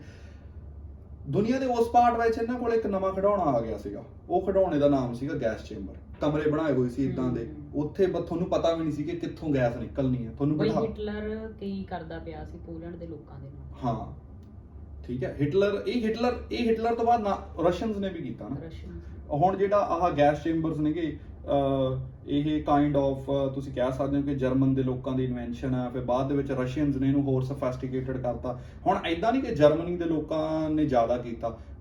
ਗੁਲਾਗ ਆਰਕਪੈਲੇਗੋ ਕਰਕੇ ਇੱਕ ਕਿਤਾਬ ਹੈ, ਉਹ ਕਿਤਾਬ 'ਚ ਤੁਸੀਂ ਪੜ੍ਹ ਸਕਦੇ ਹੋ ਕਿ ਰਸ਼ੀਆ ਨੇ ਕਿੱਦਾਂ ਦੀ ਅਟਰੋਸਿਟੀਜ਼ ਕੀਤੀਆਂ। ਵਰਲਡ ਵਾਰ 2 ਖਤਮ ਹੋਣ ਤੋਂ ਬਾਅਦ ਪਤਾ ਲੱਗਿਆ ਕਿ ਰਸ਼ੀਆ ਵੀ ਕੰਸੈਂਟਰੇਸ਼ਨ ਕੈਂਪ ਬਣਾ ਰਿਹਾ ਸੀ। ਜੇ ਵਰਲਡ ਵਾਰ ਜਿਹੜੀ 2 ਸੀ ਸਾਲ 2 ਸਾਲ ਹੋਰ ਕੱਢ ਦਿੰਦੀ ਤਾਂ ਉਹਨਾਂ ਨੇ ਵੀ ਜੂਸ ਨੂੰ ਫੜ ਲੈਣਾ ਸੀ, ਕਿਉਂਕਿ ਇਹ ਸਾਰਾ ਕੁਝ ਜੂਸ ਤੇ ਬਲੇਮ ਕੀਤਾ ਜਾ ਰਿਹਾ ਸੀਗਾ ਕਿ ਜੂਸ ਇਹ ਸਾਰਾ ਕੁਝ ਕਰਦੇ ਪਏ। ਜਿਵੇਂ ਅੱਜ ਵੀ ਤੁਸੀਂ ਦੇਖੋ ਦੁਨੀਆ ਦੀਆਂ ਜਿਹੜੀਆਂ ਵੱਡੀਆਂ ਕੰਪਨੀਆਂ ਨੇਗੀਆਂ ਉਹ ਯਹੂਦੀਆਂ ਦੀਆਂ ਨੇ। ਦੁਨੀਆ ਦਾ ਸਭ ਤੋਂ ਜ਼ਿਆਦਾ ਜਿਹੜਾ ਪੈਸਾ ਕੰਟਰੋਲ ਕਰਦੀਆਂ ਫੈਮਿਲੀ, ਜਿਵੇਂ ਰੌਥਸ਼ਾਈਲਡ ਫੈਮਿਲੀ ਹੋ ਗਈ, ਉਹ ਵੀ ਯਹੂਦੀ ਨੇਗੇ। ਸੋ ਇਹ ਸਾਰਾ ਕੁਝ ਉਹਨਾਂ ਤੇ ਬਲੇਮ ਕੀਤਾ ਜਾ ਰਿਹਾ ਸੀ। ਸੋ ਕਹਿਣ ਤੋਂ ਭਾਵ ਕੀ ਹੈ ਕਿ ਅੱਜ ਸਾਡੇ ਕੋਲੇ ਰੀਅਲਿਸਟਿਕ ਪ੍ਰੋਬਲਮਸ ਨਹੀਂ ਹੈਗੀਆਂ। ਜਿਹੜੀਆਂ ਅੱਜ ਸਾਡੇ ਕੋਲੇ ਪ੍ਰੋਬਲਮਸ ਹੈ ਉਹਨਾਂ ਦਾ ਹੱਲ ਹੈਗਾ ਵਾ। ਪਲੈਕੀ ਦੀਆਂ ਪ੍ਰੋਬਲਮਸ ਦਾ ਕੋਈ ਹੱਲ ਨਹੀਂ ਸੀਗਾ, ਠੀਕ ਹੈ। ਜੇ ਆਪਾਂ ਹੁਣ ਹੋਰ ਕੀ ਹੈ ਕਿ ਜਿਵੇਂ ਸਾਨੂੰ ਪੰਜਾਬੀਆਂ ਨੂੰ ਐ ਲੱਗਦਾ ਕਿ ਅਸੀਂ ਹੀ ਬਹਾਦਰ ਜੰਮੇ ਹਾਂ, ਹਨਾ। ਨੋ ਡਾਊਟ ਸਾਡੇ ਕੋਲ ਇੱਕ ਰਿਚ ਹਿਸਟਰੀ ਹੈ, ਸਾਡੇ ਕੋਲ ਇੱਕ ਰਿਚ ਹੈਰੀਟੇਜ ਹੈ, ਠੀਕ ਹੈ। ਉਹਦੇ ਵਿੱਚ ਬਹਾਦਰੀ ਦੇ ਤੁਹਾਨੂੰ ਬਹੁਤ ਕਿੱਸੇ ਮਿਲਣਗੇ। ਉਹਦਾ ਇੱਕ ਰੀਜ਼ਨ ਇਹ ਵੀ ਹੈ ਕਿ ਜਿਹੜਾ ਪੰਜਾਬ ਸੀਗਾ, ਇੰਡੀਆ ਦਾ ਗੇਟਵੇ ਸੀਗਾ। ਜਿਹਨੇ ਬਾਹਰੋਂ ਆਉਣਾ ਸੀ ਉਹਨੇ ਪੰਜਾਬ ਵਿੱਚ ਦੀ ਆਉਣਾ ਸੀ, ਤਾਂ ਉੱਥੇ ਬੜਾ ਨੈਚੁਰਲ ਸੀਗਾ ਲੋਕਾਂ ਦਾ ਬਹਾਦਰ ਹੋਣਾ, ਬਹੁਤ ਜ਼ਿਆਦਾ ਨੈਚੁਰਲ ਸੀ। ਹਰ ਇੱਕ ਦੁਨੀਆ ਦੇ ਖਿੱਤੇ ਵਿੱਚ ਬਹਾਦਰ ਲੋਕ ਪੈਦਾ ਹੁੰਦੇ ਆ। ਤੁਸੀਂ ਦਾਗਿਸਤਾਨ ਦੇ ਲੋਕਾਂ ਦੀ ਕਹਾਣੀ ਪੜ੍ਹੋ, ਉਹ ਖਬੀਬ, ਹੁਣ ਉਹਨਾਂ ਦਾ ਦੁਨੀਆ ਦਾ ਜਿਹੜਾ one of the best UFC fighter Khabib, ਉਹ ਦਾਗਿਸਤਾਨ ਤੋਂ ਹੈ। ਰਸੂਲ ਹਮਜ਼ਾ ਦੀ ਕਿਤਾਬ ਦਾਗਿਸਤਾਨ ਬਹੁਤ ਵਧੀਆ ਕਿਤਾਬ ਹੈ। ਹਰ ਇੱਕ ਕਿੱਤੇ ਦੇ ਵਿੱਚ, ਹਰ ਇੱਕ ਹਿੱਸੇ ਦੇ ਵਿੱਚ ਬਹਾਦਰ ਲੋਕ ਹੋਏ ਆ, ਉਹਨਾਂ ਕੋਲੇ ਪ੍ਰੋਬਲਮਸ ਆਈਆਂ, ਉਹਨਾਂ ਨੇ ਉਹਦੇ ਨਾਲ ਡੀਲ ਕੀਤਾ ਵਾ, ਠੀਕ ਹੈ। ਸੋ ਬਹਾਦਰ ਹਰ ਇੱਕ ਕੌਮ ਦੇ ਵਿੱਚ ਹੁੰਦੇ ਆ, ਹਰ ਇੱਕ ਜਗ੍ਹਾ ਦੇ ਵਿੱਚ ਹੁੰਦੇ। ਸਾਨੂੰ ਹਰ ਇੱਕ ਦੀ ਰਿਸਪੈਕਟ ਕਰਨੀ ਚਾਹੀਦੀ ਹੈ। ਤੇ ਗੱਲ ਇਹ ਹੈ ਕਿ ਅਸੀਂ ਜਿਹੜੀਆਂ ਸਾਡੀ ਜ਼ਿੰਦਗੀ ਦੀਆਂ ਛੋਟੀਆਂ ਨਾਨ ਰੀਅਲਿਸਟਿਕ ਪ੍ਰੋਬਲਮਸ ਨੇ, ਅਸੀਂ ਉਹਨਾਂ ਨੂੰ ਵੀਡ ਆਊਟ ਕਰੀਏ, ਠੀਕ ਹੈ। ਸਾਡੇ ਕੋਲੇ ਜੋ ਹੈ ਉਹਨੂੰ ਐਪਰੀਸ਼ੀਏਟ ਕਰੀਏ, ਖੁਸ਼ ਰਹੀਏ, ਕਿਉਂਕਿ ਸਾਡੀ ਲਾਈਫ ਕਿੰਨੀ ਵੀ ਔਖੀ ਹੋ ਜਾਏ ਪਲੈਕੀ ਦੇ ਜਿੰਨੀ ਔਖੀ ਨਹੀਂ ਹੋਣੀ।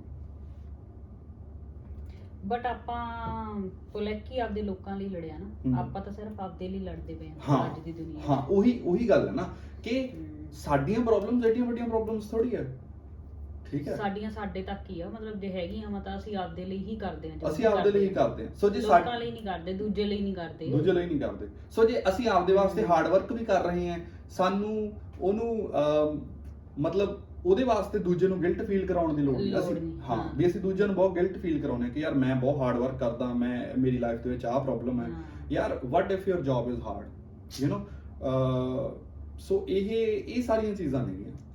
ਆਈ ਹੋਪ ਜਿਹੜੇ ਲਿਸਨਰਸ ਨੇ ਉਹਨਾਂ ਨੂੰ ਇਹ ਅੱਜ ਦਾ ਜਿਹੜਾ ਐਪੀਸੋਡ ਹੈ ਵਧੀਆ ਲੱਗਿਆ ਹੋਣਾ। ਪਲੈਕੀ ਦੀ ਸਟੋਰੀ ਬੜੀ ਇਨਸਪਾਇਰਿੰਗ ਸਟੋਰੀ ਹੈ। ਤੁਸੀਂ ਵੀ ਆ ਬੁੱਕ ਬਾਏ ਕਰਕੇ ਡਿਟੇਲ ਦੇ ਵਿੱਚ ਉਹਦੀ ਪੜ੍ਹ ਸਕਦੇ ਹੋ ਸਟੋਰੀ ਨੂੰ। ਉਸ ਤੋਂ ਬਾਅਦ ਜਿਹੜਾ ਲੇਟਰ ਔਨ ਇਹ ਬੁੱਕ ਦੇ ਵਿੱਚ ਡਿਸਕਸ ਕੀਤਾ ਗਿਆ ਵਾ ਫਸਟ ਚੈਪਟਰ ਦੇ ਵਿੱਚ ਕਿ ਕਿੱਦਾਂ ਜਿਹੜੀਆਂ ਸਾਡੀਆਂ ਪ੍ਰੋਬਲਮਸ ਨੇਗੀਆਂ ਉਹ ਇੰਨੀਆਂ ਰੀਅਲਿਸਟਿਕ ਨਹੀਂ ਹੁੰਦੀਆਂ ਜਾਂ ਐਡੀਆਂ ਵੱਡੀਆਂ ਨਹੀਂ ਹੁੰਦੀਆਂ ਹੈਗੀਆਂ ਜਿੰਨੀਆਂ ਅਸੀਂ ਉਹਨਾਂ ਨੂੰ ਬਣਾ ਲੈਂਦੇ ਹਾਂ। ਲਾਈਫ ਦਾ ਅਨਕੰਫਰਟੇਬਲ ਟਰੂਥ ਇਹੀ ਆ ਕਿ problems are real, happiness is just momentary. I hope ਤੁਹਾਨੂੰ ਸਾਰਿਆਂ ਨੂੰ ਅੱਜ ਦਾ ਐਪੀਸੋਡ ਵਧੀਆ ਲੱਗਿਆ ਹੋਊਗਾ ਤੇ ਮੇਰੀ ਪ੍ਰੈਜ਼ੈਂਸ ਦੇ ਨਾਲ ਵੀ ਥੋੜਾ ਬਹੁਤਾ ਫਰਕ ਪਿਆ ਹੋਊਗਾ। ਹਾਂ, ਇੰਟਰਸਟਿੰਗ ਬਣਿਆ ਹੋਊਗਾ। ਆਈ ਹੋਪ ਟੂ ਹੌਲੀ ਹੋਰ ਵਧੀਆ ਹੋ ਜਾਊਗਾ। ਤੇ ਤੁਸੀਂ ਕਮੈਂਟ ਕਰਕੇ ਦੱਸਿਓ ਤੁਹਾਨੂੰ ਕਿੱਦਾਂ ਲੱਗਿਆ। ਐਦਾਂ ਦੇ ਹੋਰ ਐਪੀਸੋਡ ਸੁਣਨ ਵਾਸਤੇ ਤੁਸੀਂ ਲਾਈਕ ਕਰੋ, ਇਸ ਵੀਡੀਓ ਨੂੰ ਸ਼ੇਅਰ ਕਰੋ ਜੇ ਤੁਹਾਨੂੰ ਵਧੀਆ ਲੱਗਿਆ, ਤੇ ਫੀਡਬੈਕ ਜ਼ਰੂਰ ਦਿਓ ਤਾਂ ਕਿ ਅਸੀਂ ਇਹਨੂੰ ਹੋਰ ਵਧੀਆ ਬਣਾ ਸਕੀਏ। Thank you.